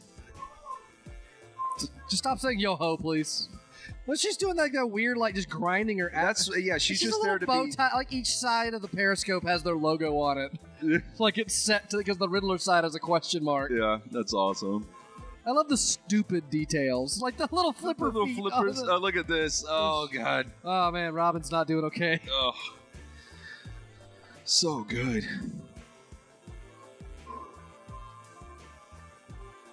You know what's weird? Like the next game-changing Dark Knight superhero movie will be the one that goes back to this after a while. Well, where they just make a complete... Lego Batman kind of did that. But I mean, as a serious... They nodded at it. As a non-ironic superhero movie that just goes back to being fun, like to this degree. Honestly, I think it'd be a good relief. I mean, DC needs to kind of do that. Because Deadpool does it, but Deadpool does it talking about how it does it, like breaking the fourth wall. Yeah, it breaks the fourth wall. Like when a movie just unapologetically... is ridiculous. Yeah. On purpose. Yeah. When it's an action comedy tongue throwback. Is like in the cheek, like perma. Because, that's... He's carrying a vacuum cleaner. It's obviously a vacuum cleaner with a label it's just on it. Painted orange with the label on it saying... Yeah. Can you smell? Hey, my ass. Yeah, fuck your face. This is just my farts. He didn't try to do anything clever. Yeah. But like, this is awesome. This little watches. Yeah. But what's weird, I like those guys didn't respond to those guys. Oh, that's some good staging. Oh, yeah. But like, he's not wearing a gas mask or anything. Like, no. He's just freely immune to it, I guess. Does he have to walk like that? Is that just I think he's got like scoliosis or something. Is that part of his shtick, or does he just... I think he's got Just let them fall. Abandoned elevator. Joker wearing that mask again. Yep. Hey, don't bring your cat. We're going to be trying to get away. I got to stop and feed my cat. Yeah, hold on, my cat. Just over here licking her ass. Well, I think in the cartoon she did bring the cat along, and it would go go under lasers. Yeah. Oh, what was her cat's name? What was it? I can't remember now. It's gonna fucking drive me crazy. But she would go, and you know, like rob the museum, and the cat would go and like turn off the alarm or whatever, and go ahead. So this is the World Organization. They're at like just. Yeah. They just yell in their own language at each other without a translation.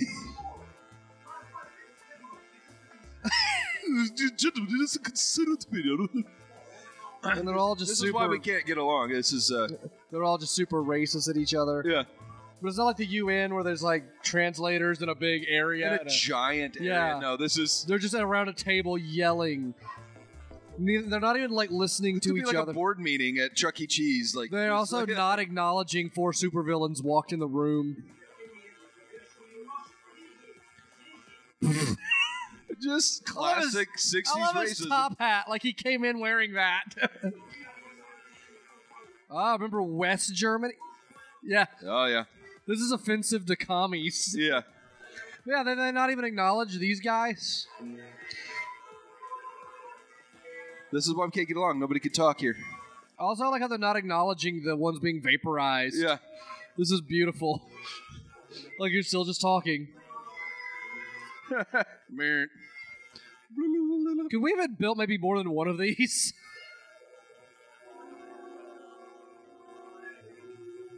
Man, who is that masked clown?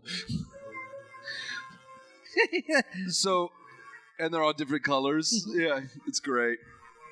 So wait, if you're dehydrated, like, you're pretty dead. sure that's not a living thing. Yeah, you're dead now. You're a pool of dirt. Like, even if you could reconstitute it, you would reconstitute it into a dead body. Exactly. It would just be like it's dead. Consciousness is in the brain, which has to exist. Yeah. Like they're gone. I mean, I get we're dealing with Batman logic, but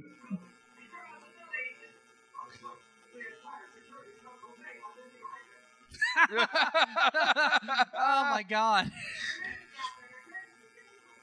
Oh, look, he's checking the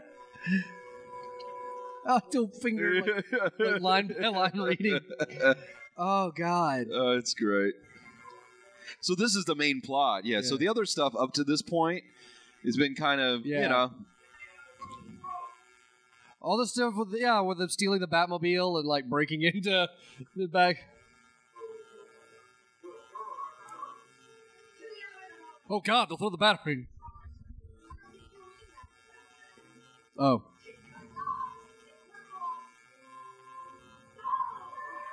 Oh, good call, I guess. Good call. I guess, I don't know. Bruce can't get any more trim.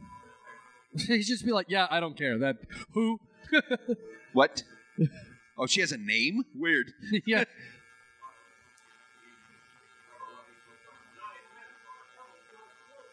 Couldn't they just kidnap him?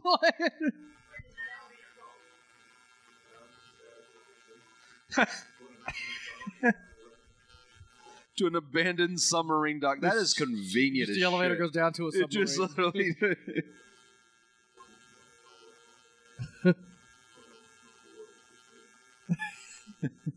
Oh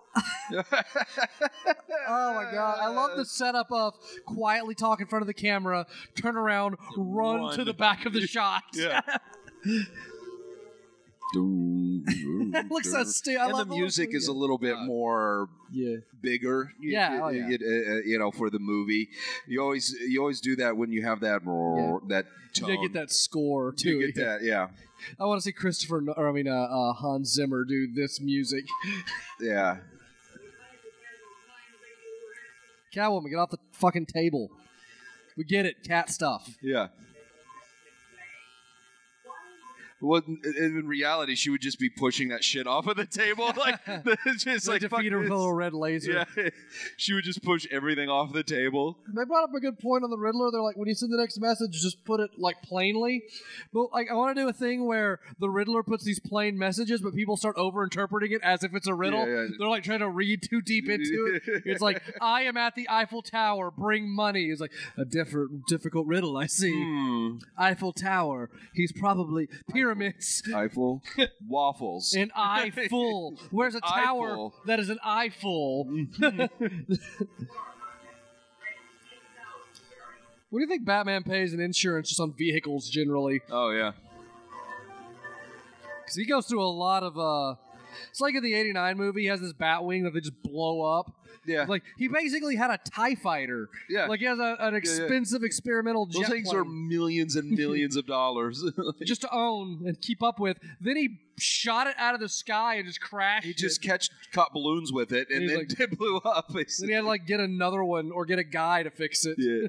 Got to call the dealership. Yeah, because there was no other new vehicle in Returns. The Batmobile was a little different, I think. A little different. It was a little updated, but he didn't have did he have wasn't there like a little boat or submarine or something when he went into the he sewers? did. Yeah, he did have the boat or sewer thing, and he was going up. Yeah. That's true. Because you always have to reveal a... Yeah. And that comes from this. You got to reveal... Yeah. And then Batman and because they sell toys at that time. Well, yeah. And in Batman and Robin, they had ice skates. Yeah. Yeah. Well, it was more blatant in the Tim Burton 90s era, especially when they got to the Joel Schumacher ones and the... yeah. Well, they sold toys of this back then, too. Oh, yeah, for sure. This was... Those big earmuffs. Yeah.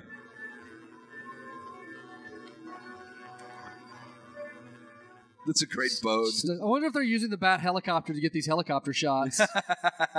Using Bat cameras on Bat Kodak. Well, I just mean, like, we have a helicopter for the movie. Like... I like that he has a little red siren light there in case he needs to, like, split boat traffic. He needs to turn to pull somebody over. He needs to check fishing license out there. Or if it's just like a traffic jam, but he has to cut through. Can Batman legally make you, like, use the traffic light to make you pull to the side of the road to hurry to a crime? I don't know. I'm just trying to think of more 60s villains I want to see. Like, I want to see a 60s Scarecrow. 60s. Fucking Tally Man. Preacher. Yeah, just completely revolted. Oh, look at this. Man Bat. Yeah, Man Bat. Oh. It'd be great. I'm trying to think, some of the just the weird. Or what's the guy? That would just have like a little hair glued on and like big wings. It looked like the weird Universal Wolfman, but with like. He'll look like the old, like silent era Hunchback of Notre Dame, but with bat. He's just like hairy. But he still has a bunch of henchmen and does regular crime. Exactly. He still like robs a bakery for some reason. He's upset at Batman for having a cave, and he's like, "That's our thing." Or who's the Scarface with the little like puppet? Oh yeah. He's so weird. Scarface, yeah. It's yeah, he's that just nerdy dude who has a puppet that's his. Yeah, he's insane, but he's like, yeah.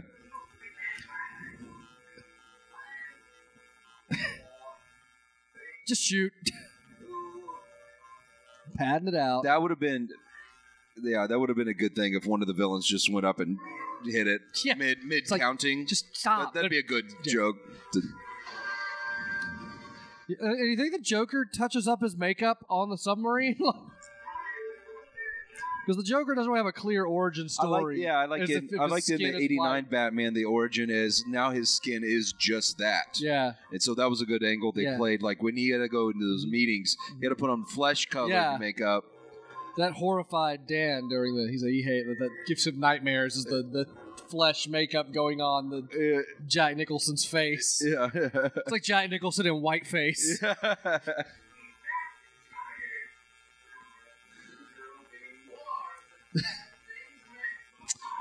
Not to discount Lee Merriweather here. No, not at all. But Julie Newmar, she's more thick. She's more... Yeah. And to be fair, Catwoman doesn't really have a lot to do in this movie. No, she really doesn't. She really hasn't. She just kind of is there. She played Kitka, and that was good. And she yells at all the other villains. Like they do. She just scolds them. But she hasn't really contributed heavily to the plan. And again, that just goes to my argument. That's why she's earning 70%, only 70% of equal to the value. I can't read this. I don't work here. I think this is a washing machine. I'm pretty sure that's a washing machine. All right, we're going to make a swirl. So see, that's where most of the budget came in with like these type of things. Like the rest is, and even that's like a background. Oh yeah, that's a what you call it, a. Like how confused he looks. I love when the Joker's face is like frowning and confused, with the smile is still there. Like it makes the funniest. Yeah.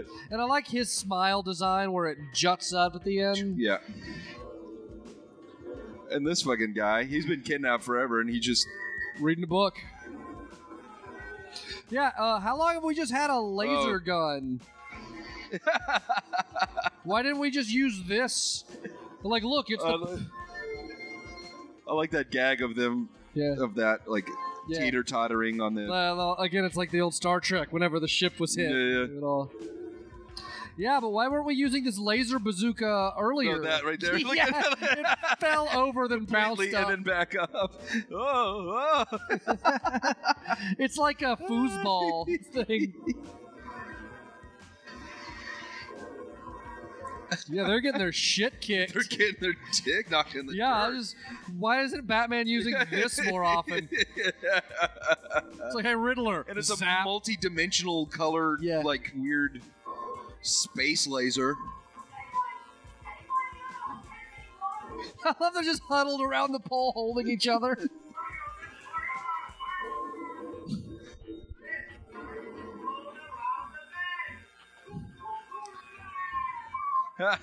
To Cuckoo Land. What are we talking about?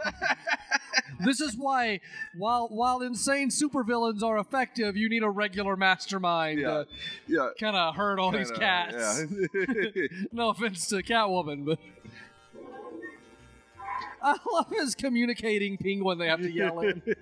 Like, everything in that submarine's the most ridiculous thing ever. If they remade it, they should make it you talking into its asshole. Yeah. Like, there should be a weird chandelier hanging in a submarine. Like, it's just strange. Yeah, it's chandelier. That might be a model. Yeah, maybe. Oh, I forgot this fight scene where they started knocking him into the water and shit. Yep. Ready to board, like pirates. Yeah, the Bat Bazooka fucking MVP. Yeah. I don't know what that thing is, but kill a motherfucker's parents, he's coming at you with a bazooka. We should do a 1960... We should do a show in this style, but it's the Punisher. Like this is kooky Punisher. That would be the best. Like Frank Castle. Does he kill them, or? But it's all bonkers. I have no idea. I don't. Maybe he does kill them, but it's that weird, like, super bright red blood, like they used in the 60s, 70s. Like, that would be looks great. like paint. Done in this style, but the Punisher. That would be. That would be great. Kerchow. Rat-a-tat-a-tat-a-tat-a-tat-a-tat. Murder. Rat-a-tat-tat-tat. Splunk. Oh, right in the butt. Just fight with a big-ass wrench. I love when the villains just kind of root things They're like, up. yeah. Biff. Bap. How did that help? Like Robin pushed his arms. This is just like, way, it's fun at spring break. We're going to the water. Exactly. Sploosh. Like they don't. He's dead. These guys getting knocked out, falling in the water, are kind of in trouble. Yeah, they're gonna drown. Yeah, Burgess Meredith isn't really that spry. No, that cat's like, oh fuck this. That was not a happy cat. There's a now Batman is stuck taking care of a cat. That's like most dudes, like when they get broken up like with, they go like, no, what, I get to keep the cat now? Like he can't put the cat down. He's just, what a great fighting tactic. Like he's got to get it to a litter box. Oh, that anime or whatever that like animated movie did was great. Like wee. Weird hook. Robin should beat the Joker with he just jumped off. He just beat the Joker with a crowbar. I put him in the raft. See, at least the Penguin has a weapon, even though it's an umbrella. Yeah. But no one else really brought anything. No. That's one of my favorite Jokerisms is his weird, like, joy buzzers and goofy Weird weapons. bang guns. Yeah. And, yeah, with the little... I guess he had little electric buzzers earlier in this movie. He did. He just not using Two of his them. buddies. Yeah. He's not high-fiving anyone here. The cat. Fuck you! They're sword fighting. But yeah, she's just kind of looming. She's like, I don't really know how to participate right now.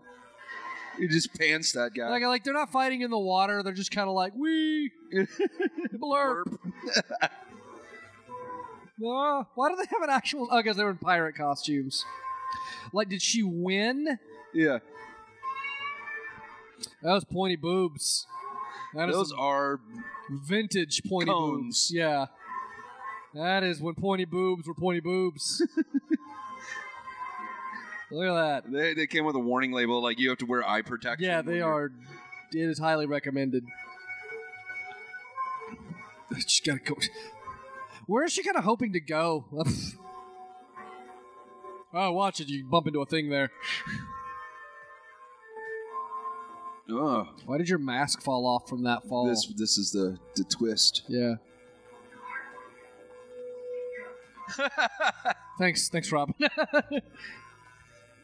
It's okay. Really twisting the knife there, aren't you, Robin? It's okay. Hit it and quit it. Think about that fateful day when he had that Kitka boner. This shot is so long. Oh, it's great. Oh, fuck. Yeah. Do something. Oh, thank you. He's like sweaty. I'm already wet. Yeah. So we gonna do something or? Oh, that's right. She knows you're Bruce Wayne. Yeah. Because, wieners. Hey, Batman, ice cold. Ice cold. Gotta get those nerves back under him. Cold-blooded. He's like, step on those bat cuffs. I'm not even gonna do it. I will let my prepubescent sidekick.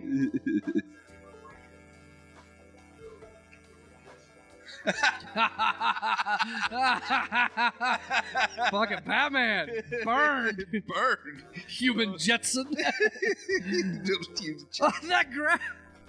Oh, I never realized how much like Captain Kirk Batman is. Oh, yeah. Yeah. No, it's like if they all died, the countries would just appoint new people to those positions. Like, Right. It's not like they're done. Yeah, There's a million motherfuckers that are in there like they could... Oh, like he's been unaware of the whole movie. Oh, it's glass. Andy sneezed. Like the first crash wasn't enough. Shut up, Robin. I love they're like in costume with aprons. With aprons on. And gloves on top of their gloves. You notice that? The ring rubber gloves on top of that. Oh, fuck. That's great. Why are they doing that? Why wouldn't they just take the other ones off? We don't want to leave fingerprints on the glove. I like the TV camera. TV camera at Commissioner Gordon's. Dude's just waiting to write something. Do we know down. who our commissioner is? No, Yeah, I don't. I don't. That was part of my issue with Dark Knight, was they were like, whatever Harvey Dent was like the soul of Gotham. I was like, I don't know who my district attorney. I don't know who the district. Like, if someone told me the district attorney turned out he was actually evil, I'd be like, oh.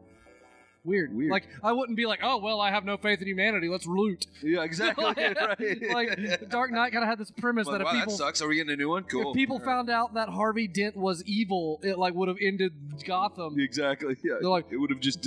he killed 3 cops. Like, why? Like, half his face was burnt off and he went crazy. He was killed... kind of mad about... He's kind of bummed about that. Did the people he killed have anything to do with it? Yeah, they were crooked cops on the inside that facilitated that. Like, oh, good. Yeah. I want to vote for that crazy half-faced motherfucker. He gets shit done. Look at the gloves on top of gloves. Oh. And his belt is on outside of it's a utility belt over the apron. Look at this glove.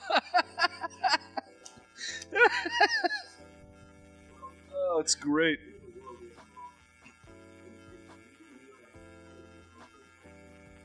love this moral conundrum.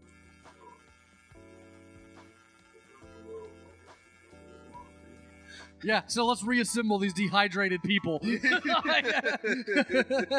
Well, then Robin was like, hey, can we just kind of make them like, that's even less of a harder dick? technology. Yeah. Like, we can't genetically modify them from dust. Look at us. We're ridiculous, Robin. You think we have the tools to do that? His mask isn't even covering his Point nose. to me the machine that does that in this. I mean, I'm surprised they had a super molecular dust separator, but they did. Do they get these ordered? Like, it would have taken months to get this shipped in. Did they like build it for that, or has did this they build happened it, or before? is it already there? And it just sorts it by color, which was really useful. Yeah. Nice. So, why do we have a mask on for this? I guess they want to inhale the Just in Prime case, Minister of China. Yeah.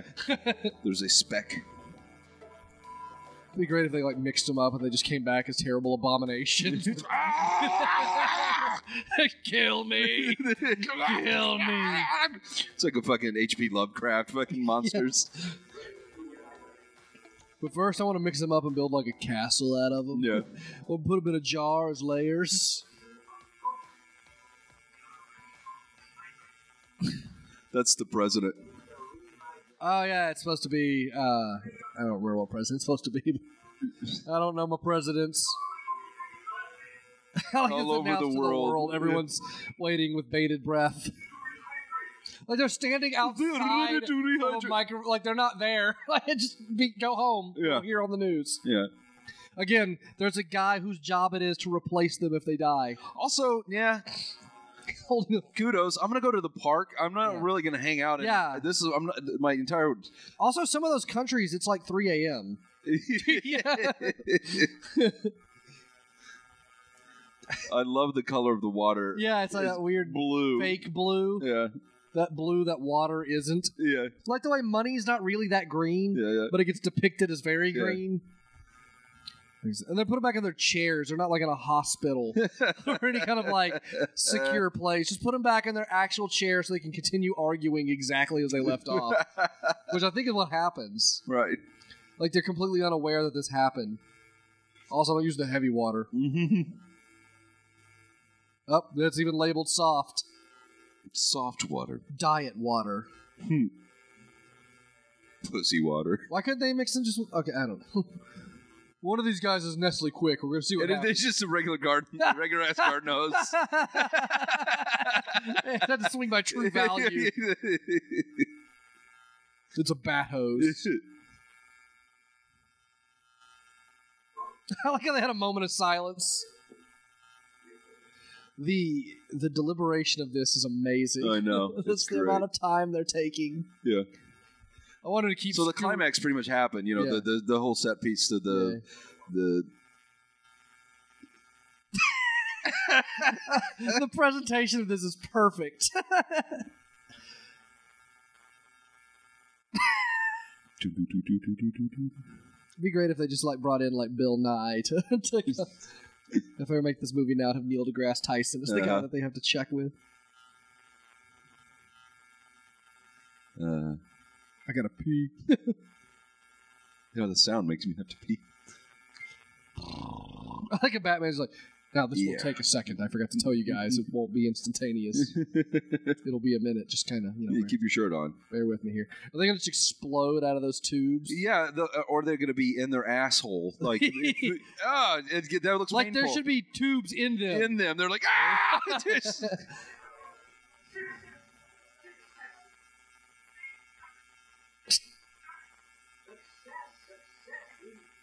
Oh yeah, thanks for taking credit. Yay! I like throw like on balconies. Like it's the end of the World War. It's like Independence Day. Yeah. Oh, but they're speaking wrong languages. He's holding his shoe.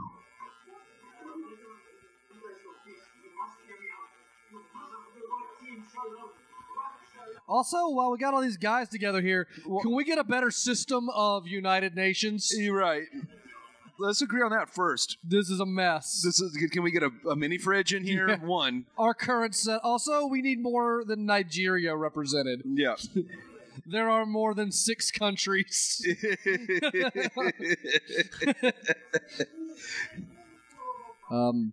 We have Israel. Yep. Australia. Did you guys arm wrestle other countries nearby to get a seat at the table? Like, Australia is not here. Right. China. Yeah, missing. They got Japan. You get one or the other. Yeah, it's close. Where's Korea? Yeah. Yeah. Yeah, we know what you do. Like, we're like, through the window. I figured the rest out. My job is to How are you going to, like, dressed in colorful costumes from the center of attention? Like, first off, there were windows closer to you behind you. The windows we have to wind open. I love that shot. Where do those ropes come from? All right. Just casually throw it. Yeah, it doesn't seem like there's much work whenever Batman just disappears normally. At least you get to see the nuts of... Yeah. At least you get to see how the sausage is made here. Yeah. On that. What was all these buildings that have footprints down the side of them? End? Huh? The living weird. Yeah. Oh, that's a fun movie. Oh, Catwoman's name was really Kitka. Yeah. Yeah. I guess Selena Kyle wasn't really a canon thing for the show. No, Kitka, that was her Russian... I thought when they put it in parentheses, they were just saying that was the real name of her secret identity. No. That was the dual parts that she played. Yeah. That was a pretty quick credit. Oh, we're doing the Netflix version. Gotcha. No, that was, yeah. So there's more credits. No, that's not. That movie is so much better than I remember. Oh, it's great. No, like I haven't seen it since, it's been a long time. Yeah. No, that is easily one of my favorite Batman movies. Absolutely, without a doubt. Yeah, this crushes so much. Yeah. Fuck Ben Affleck. I haven't even seen that movie. I just don't want to. Affleck is a good casting for a Batman. I mean, if you're playing a serious Batman, his good cast. It's fine. It's the script and the actual like direction of it is garbage, but he's fine. Right. He plays a good, like they want to go a little older, a little like kind of worn down Bruce Wayne. So he's more like he's good for that. Like he always has a little bit of a scruff going. Yeah. He's good. His voice isn't fucking like punching gravel in the throat. Yeah. That bothered me, Nolan. I understand. I don't like purpose. Christian Bale as Batman. I understand the purpose of it because you have to disguise your voice because you're around the people. Yeah. Like Adam West, no, fuck that. Same voice. Yeah, I mean, but Michael Keaton. You sound like a lot like Bruce Wayne. Hey, Batman. Michael Keaton did it just fine. He just whispered. Yeah, that's all he did. It was just. And Michael Keaton also, he invented the "I'm Batman" like that. Yeah, that's all he just said it like that. He just a little throatier. Like that's terrible. But yeah, Batman versus Superman is the most generous review is hot garbage. Yeah. But if you salvage from it, Ben Affleck is good cast, and Gal Gadot or Gadot, I don't know how you say her name, right. is good casting for Wonder Woman generally. Yeah. I mean, but and Henry Cavill looks right for Superman. But again, it's all script, and it's a director who doesn't really give a flying fuck about what he's doing, and he wants to make it terrible or something. I don't know. Joss Whedon's taken over the Justice League movie now. Oh yeah, because Zach's daughter committed suicide. Yeah, which as much as I dislike, as much as I don't like his movies, that's a bummer. That's a big ass bummer. Yeah, and now Joss Whedon had taken over to finish it, and now they're doing reshoots. So apparently he's gone in and was like, all right, we got it. Okay, so they've just fully embraced, like, as much as people are like, tired of Marvel formula, they have now made Wonder Woman work by basically putting two of Marvel's movies in a blender. And now they got the guy who made the Avengers to make the Justice League. I'm like, yeah, we're just okay. We're doing what they did. Exactly. Exactly. Like, there's not much more other than getting Chris Evans to be Superman. Now you can't anymore do this. He'd be good at Green Lantern, I think. Chris Evans is I didn't really know. He would be the good, just classic. He's the perfect Captain. Literally perfect as Captain America. I didn't even really until I watched it. I was like, oh god, it's brings things to Captain America that I just when you read it's there. It's I don't know how to quantify it. And then there's the way he presents himself. It's something about the way his hair is parted and the way he sounds, and it's just perfect. Yep. It's kind of like the Robert Downey Jr. Iron Man. Like, he just fits. It's just right. Yeah. But Adam West, there's a great documentary for those of you who have Amazon or whatever. It's this I Am Adam West. That's what it's called. And it just follows Adam West around. Yeah. And, it was like him at cons and stuff like that. Like he had struggled a little bit after because he had been acting for many years before Batman in like, you know, bit parts, westerns, a few spaghetti westerns, stuff like that. And then Batman just blew up for him. And he was kind of typecast. So throughout the 70s, he had kind of a rough go. Yeah. Moved to like Wyoming or somewhere. Something that happened to Mark Hamill after Star Wars where he kind of like fell off the map. Kind of fell off. But then just started getting back into it. And a couple bit parts. A couple like in the 90s, he started doing like, God, what was that show Conan did with him? It was like a cop show. Oh. It was like it was very short-lived. Anyway, yeah, he did that for a bit. And then he also has an autobiography floating around. Yeah, and then just the cons and stuff like that. But he was just such a generous guy. Like after a while, he just kind of embraced it and was just like having fun with life. Mm-hmm. He didn't know he was sick. And he got diagnosed, and he was just like, "Oh," well," and he was like, "Whatever." And he was making plans and shit, and like it was really fast. So that's good. Yeah, well, you get the sense of that even from like Family Guy. You get that sense that he just kind of has fun now. He doesn't take himself too seriously. No, he popped on shows talking about being Batman. It was kind of the joke that like he really, he really started embracing and having fun with it. Yeah, he didn't have the Shatner. Shatner. Kind of with the opposite direction. Yeah, I think he's back Shatner's around, maybe, but he's a little more too precious about it, or whatever. Yeah, he was. He takes himself way too seriously. A lot of the, and Shatner, he does seem to have a little more fun with pop culture now. But it's part of like the Twitter setting that celebrities find themselves in now. Like you're kind of always there and interacting with the world regularly. And like, so you're not, celebrities it's harder to be like a shut-in. Like you picture like when there's a go back to be my mansion and close the door and all. Yeah. You're kind of always part of pop culture now. Right. And that's, you get embraced. And so like when Adam West died. Except for Richard Simmons. Yeah.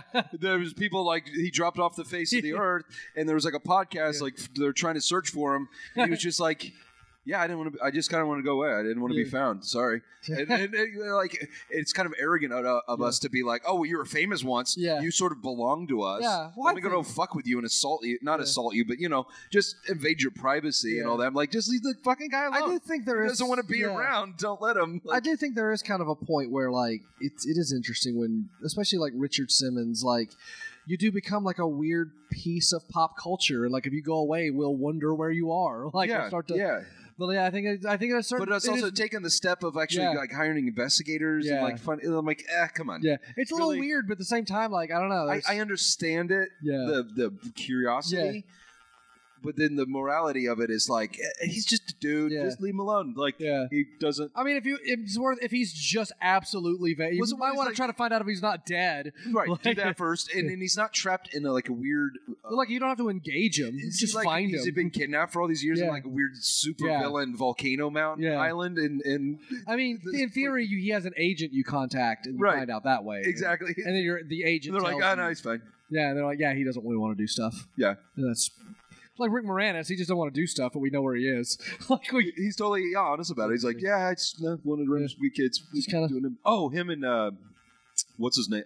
Dave Thomas are doing a live. The McKenzie brothers from Strange Brew at some festival. So that's to be the first performance of them. Also, Rick Moranis, perfect casting for the Mad guy Hatter. That operates Scarface. Oh yeah, that or even Mad Hatter, and then get Christopher Walken to voice the crazy puppet. Oh yeah, that would be. Yeah, I just made the next Batman movie. Right there. Yeah, Rick Moranis and Chris Walken. We should do Mad Hatter too. Bring back who would Mad Hatter would be? I don't know. You need good because you can play that a lot of times they play him as like the little dorky dude, but you can kind of play that a lot of different ways. Yeah, because it's really more about all the weirdness. Yeah. Johnny Depp should be just the same Mad Hatter from the reboots. He's like, oh, I already got a hat. Just like that. Yeah. Because he's been playing... I show up, like, what do you guys film, like 7? Because he's been playing the... I'll be there. I'll bring sandwiches, too. It'll be fun. He's been playing the Joker Mad Hatter in the Lord of the Rings reboots they made with epic... Like, just the most tone-deaf, nonsense Wonderland movies. Yeah. Where they're like, we think the Mad Hatter should be Jack Sparrow as Aragorn. Yeah. And they're like, yeah, let's make that movie, I guess. I'm confused by it. Croc. I mean, I guess they put him in Suicide Squad. Yeah, it was pretty bad. That's pretty bad. But because of him, it's Oscar award-winning Suicide Squad because it won a Best Makeup Oscar, which is fucking garbage. I didn't think it looked that good. No, I mean, it looked fine. It didn't look great. No, that movie was up against Star Trek Beyond, which invented crazy alien looks, and there's something else that came out, and I was like, is this real? When did that come out? I know Star Trek Beyond was also nominated, and there's a few others that were like for best makeup effects. Like Suicide Squad. The only one that's even kind of a makeup effect is Croc, unless that he just looks looks fine. Nah. And then everything else looks kind of lame. Yeah. Did you see Suicide Squad? I did not. Also garbage. There's a hilarious part where El Diablo turns into a fiery skeleton demon at the end, and it looks comical. Like he fights like... Well, that's the thing. I understand the premise, the Waller or whatever her name is, that's putting all these people together. Really, there's, 3 or 4 that have like really powers. The other ones are there's just... like 2. Yeah. Of the Suicide Squad, they get together. They get Harley Quinn, who is useless. So like she has a big mallet, like... Yeah. Okay, I'm not being sexist here. The Joker carried that organization. Exactly. Like, her power is Stockholm Syndrome. Yeah. It's then they got Deadshot, whose power is he's super accurate with guns, which isn't really a power. He just is super accurate. He's just a good sniper. But he can use gun guys. He can do crazy gun So is that racist American sniper guy, if he's still around, or is he dead? Yeah, whatever. I don't know. Call Clint Eastwood. I don't know. But yeah, and he has weird like guns on the back of his hand, there's no way that's functional and will break your wrist. And then there was Captain Boomerang, who has boomerangs, so he sucks my asshole. There's a guy with legitimate fire powers, but he's also like he went crazy back in the day and burnt like his family and stuff, and so he's refusing to use his powers because he's trying to reform himself. And they're like, "Hey, I know you're trying to get right with your consciousness." Kind of the story of the chick in Hellboy. Yeah, she was like, but also, what is it with fire? Yeah, with the people. But instead of you can harness fire and use it for good. Fire. Good, but instead of you're not Frankenstein. But instead of respecting his wishes to reform himself and put all that behind him, they're like, "Hey, you want to use your fire powers to go kill people?" Yeah, and he's like, "No." Like, well, we're putting you on the team. We're putting a chip in your head that'll blow you up. Then the Croc, he's a monster. Yeah, but you can't really take him out in public. Right. And then there's a guy they kill. His name is Top Knot, who's like an Indian guy that can climb, but they just blow him up right away to demonstrate the Escape from New York head chip. Uh-huh. And they're like, that's it. Oh, and then they have the Enchantress, who has actual magic and is like a terrifying deity, but she's also the villain because she gets loose. The whole premise of Suicide Squad is they have to stop the suicides because the Enchantress goes rogue and they have to kill. It's the problem. Right. They are the problem. That's it. And then there's what's his name? Something Flag, who is like the leader of it, and he's just a military guy. Yeah. And then he has a sidekick who has a katana that apparently swallows souls, but they just say that happens. It's not really show it. Yeah, and I don't know how you even prove that. Yeah. And that's the team. It's terrible. That's terrible. And then they're like, yeah, let's say Superman goes crazy and tries to kidnap the president. What do we do? Superman, that's going to happen because what happens is the vice president becomes president, and Superman. There's a plan in place. We've been working on this for years, but bummer. But that will probably Harley Quinn happen. not going to help. Yeah. None of the things you said were kryptonite. Nothing. None of this is going to work. But here's an idea. You could get Batman and the Flash, maybe Aquaman, the ones who are good guys. The ones, if I might note, put these assholes in jail. Yeah. You know who can stop the Suicide Squad? Batman, because he's individually put every one of these guys in jail multiple times. He's got it. If Superman goes crazy, they're gonna call Batman, and he's gonna work on it. Because these guys are garbage. You just turned criminals loose and tried. The first thing that happened was Enchantress went loose, and Joker's tried to get his girlfriend back. Yeah. Everything went wrong. Yeah, I don't want to see it. It's bad. Yeah. And again, it's not even like real funny bad. Well, I mean, like that. Most Batman. I mean, yes, it's cheesy and all of that, and like, yeah, I don't know. I like the hybrid of the middle, but goddamn, it's just fun. Yeah, it's a good time. And it's also neat for the Batman series because you don't, much like why the Avengers is cool. You don't really. I think most people have like their memory is like maybe as far back as like. Mm-hmm. Michael, the Keaton. Like, well, to be fair, there's dark. Yeah, that's been it for. There's a lot of people who deal with this who were born in 1999. Exactly. That's weird when they were born. But like, part of what this is cool, if you were even just a fan of the series, is like I said, part of why I think Avengers is cool is you never really get to see the villains in the same room interacting. You get to see them play off each other, which is fairly rare. Usually, it's one villain per. Right. And so that's cool to see Burgess Meredith and Cesar Romero. Yeah, they're all trying to make it work. And they get to play off each other. And fight, and so that's cool. Yeah, that is really cool. But I want to see another like a reboot. Yeah, I want. Which I hate saying I'm calling for that, but like, let's just. Not a reboot of this. I want to see because like one of my thing with remakes and reboots is I want to see something inspired by this feel, like. You don't have to reboot Indiana Jones. Watch Indiana Jones and the feelings you get from that make a new thing. Right. I want to see a thing made from this and, today. Yeah, there you go. That's where, because that's part of the problem is they're like, Chris Pratt's the new Indiana Jones. Like the reason Indiana Jones exists is because they resisted the temptation to remake a James Bond movie. Right. They said, well, let's take what we want from James Bond and do this cool thing with it. Right. That's where Star Wars came from. It's World War II movies and mythology and ideas. Yeah, it's Kurosawa and all of these things thrown into and that's what's missing. Yeah. A, from the producers, and B, from the audiences willing to support things that they don't know yet. Well, honestly, it's like both. It's a brand now. It's a corporate logo. Yeah. The thing is the logo. It's McDonald's. It's Pepsi. Yeah. It's you know what I mean. The movie now is that, and so that's it. Well, it's hard. What I'm saying is unless it's like crazy, groundbreaking, wild wackadoo. I don't know.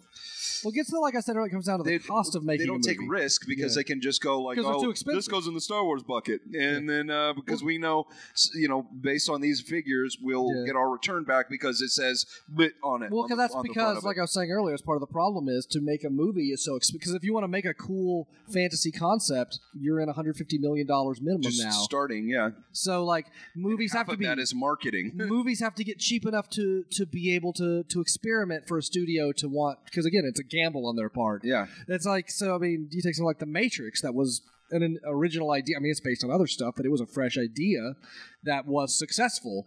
Like, it's not going to happen now. No. A new Matrix, unless someone has enough money to back it personally. Right. Like, it's just, I mean, hell, Peter Jackson's Lord of the Rings sat in development hell for a while. Years. Till New Line decided to roll the dice on it. Yeah. And that was incredibly ambitious. Yeah. Like, because that was all three movies together in New Zealand for 9 months. And making shit by hand. Making chainmail by hand. Yeah. like crazy. Like, they invented types of technology for the war scenes and that. Like, but, like, you need a studio willing to roll the dice on it. And if that had not been the Lord of the Rings name, they probably wouldn't have. If it was just a generic fantasy. Or, like, Willow 2. Yeah, and fantasy doesn't really work. Or really get money back. Yeah, it's tricky. I mean, Lord of the Rings is but that's because it's the example. Like, it's the one. It's what invented the fantasy genre. Like, exactly. That's the everything goes back to Lord of the Rings. The blueprint. Before that is just mythology. Like but yeah, like movies. That's why I say the next real evolution of movies will be when they find a way to make them look at an equivalent level, but be able to make them cheap. If you can get a movie's budget where it's a blockbuster movie that only costs $10 million again, and that's when people are like, fucking, why are movie tickets so expensive and why is the concession so expensive? It's like, because movies are the point, like the costs are just where you have to fight it at every corner. Well, yes, and a large part of that is that's how movie theater chains and things keep in business. Yeah, well, they don't get a lot of return on the movies themselves, and the movie get a split. Well, that and the licensing cost to screen them are inflating with the cost of making it. Yeah, basically how it starts out is like the movie studios and all that get a majority. It's like a 90-10 split, and then as the movie is in theaters longer, that percentage goes less and less to the movie theater, and then some get shared with. But it's always in their favor for the movies, as it's their product. And but to keep the lights on and all of that, there's like a 90,000% markup on popcorn. To, you know what I mean? And the ticket price. And so to justify the ticket price, they're like, we got a vibrator in your seat now, and we're doing this stuff, and like, you know, they're doing all that goofy shit. And it's because I still think that's all symptoms that goes back to the fact that. I mean, Infinity War is flirting with being the first $1 billion movie production cost wise. Yeah, that's insane. And like I said, if people can get.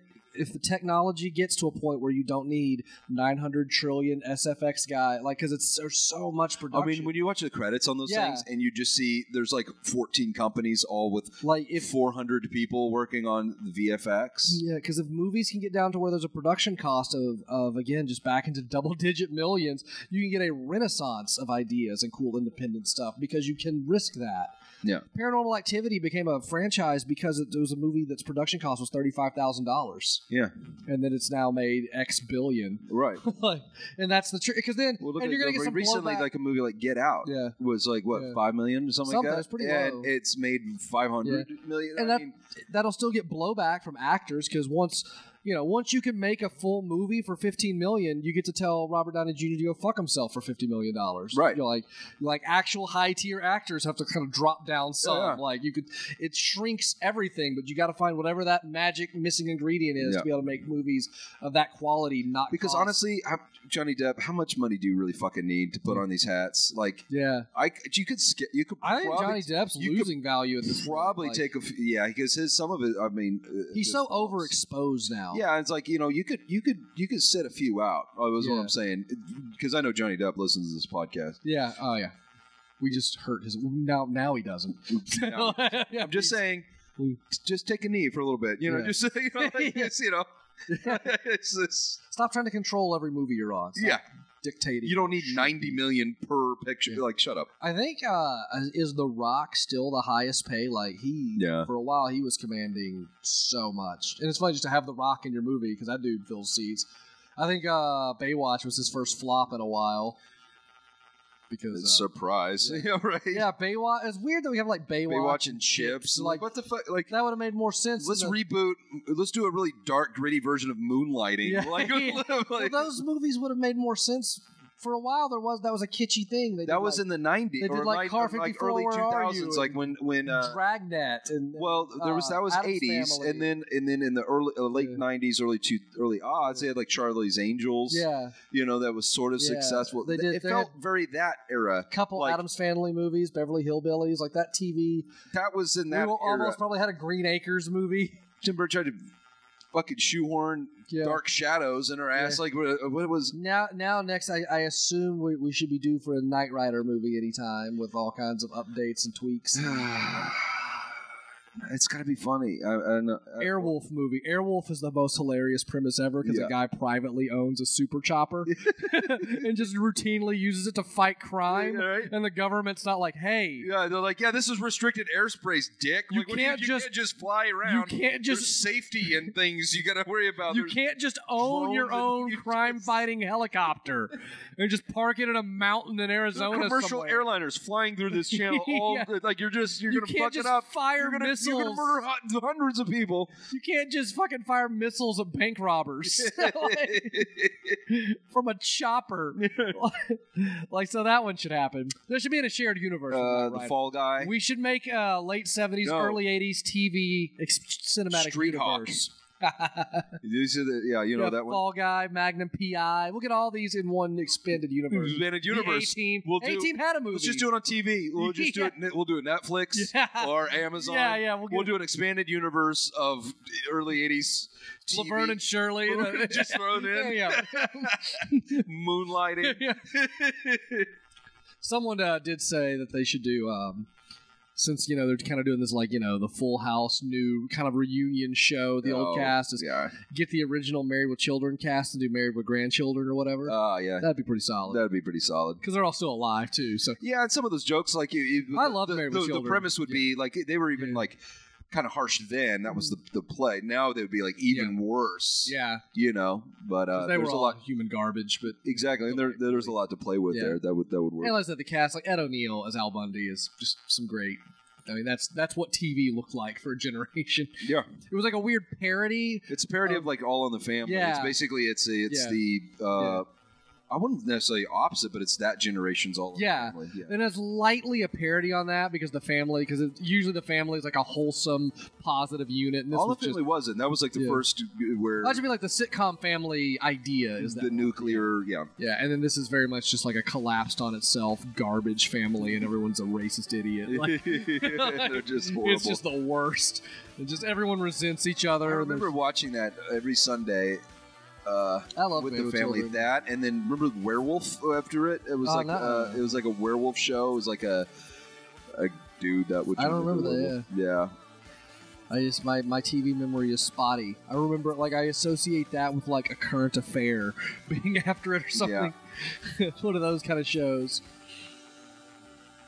Anywho, so rest in peace, Adam West. Yep, that's a bummer. But he had a good ride. He was 88, so I'm just Shatner's like 80. He looks great for 80, but he's he does not look that old, but he is super old. It's because he pauses all those syllables. He's saving all of that energy all throughout his life. Here's what's weird to look at him side by side at the when Leonard Nimoy died. He was like a year or two older than than Shatner. Yeah, and Nimoy looked way worse. Yeah. Yeah, Leonard Nimoy, that was a hard hit too. Was. I mean, that's the sci-fi community as a person. Spock is such a great. We'll have to do like a Spock thing sometime, or Nimoy.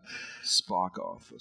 Maybe do like the original Wrath of Khan or something like that. Spock Jams. Spock's such a great character in sci-fi history. Yeah. As the space elf. It's kind of what he is. Like elves are always detached from humanity because they don't really they're kind of humanoid, but they don't understand us as a race. And he's very cold and we're emotional, and it's we'll talk about Spock sometime. Yeah. For now, though, that was Batman 1966. I love it. If we're doing a rank bank, it's up there, dude. Yeah, dude. That's having rewatched it now. I don't even. Yeah. I don't know. It's awesome. Yeah. That might be my favorite Batman movie. It's right. It's hard to. It's hard to argue with that. It's it's like in the rank when bank. People argue that it's cheesy, and I'm like, yeah, but it's fucking hilarious, and they know what they're doing. But it's putting gloves on top of gloves is ridiculous. It's artful and so on point. It's very artful, and it's like in the Nightmare rank bank with Freddy versus Jason being. I take shit for putting it up so high. It's the point. This isn't accidental. This is they did on purpose. The people who made it know what they're doing. This is not we're not in the hands of Tommy Wiseau here, and it's just a happy accident. No, they were clearly. There's some derpy things in Freddy versus Jason, but it loves the mythos so much and plays with it so much that it adds to the experience. It is a well made. It has more craft in it than Nightmare 4 or 5 did. Yeah. This is that. It's this idea and they play with it and it's great and it takes balls to release a movie like that. And it's great. I love it. I'm glad it exists. Yeah. In that whole series. I want a Punisher 1966 Batman. We'll have to put a pin in that. I'm going to start working on. Let's start. Yeah, let's start. We're going to start working on a script for Batman tribute series of some kind. I'm excited. That would be But for now, since Dan's not here to say it, I guess I'll say play the music.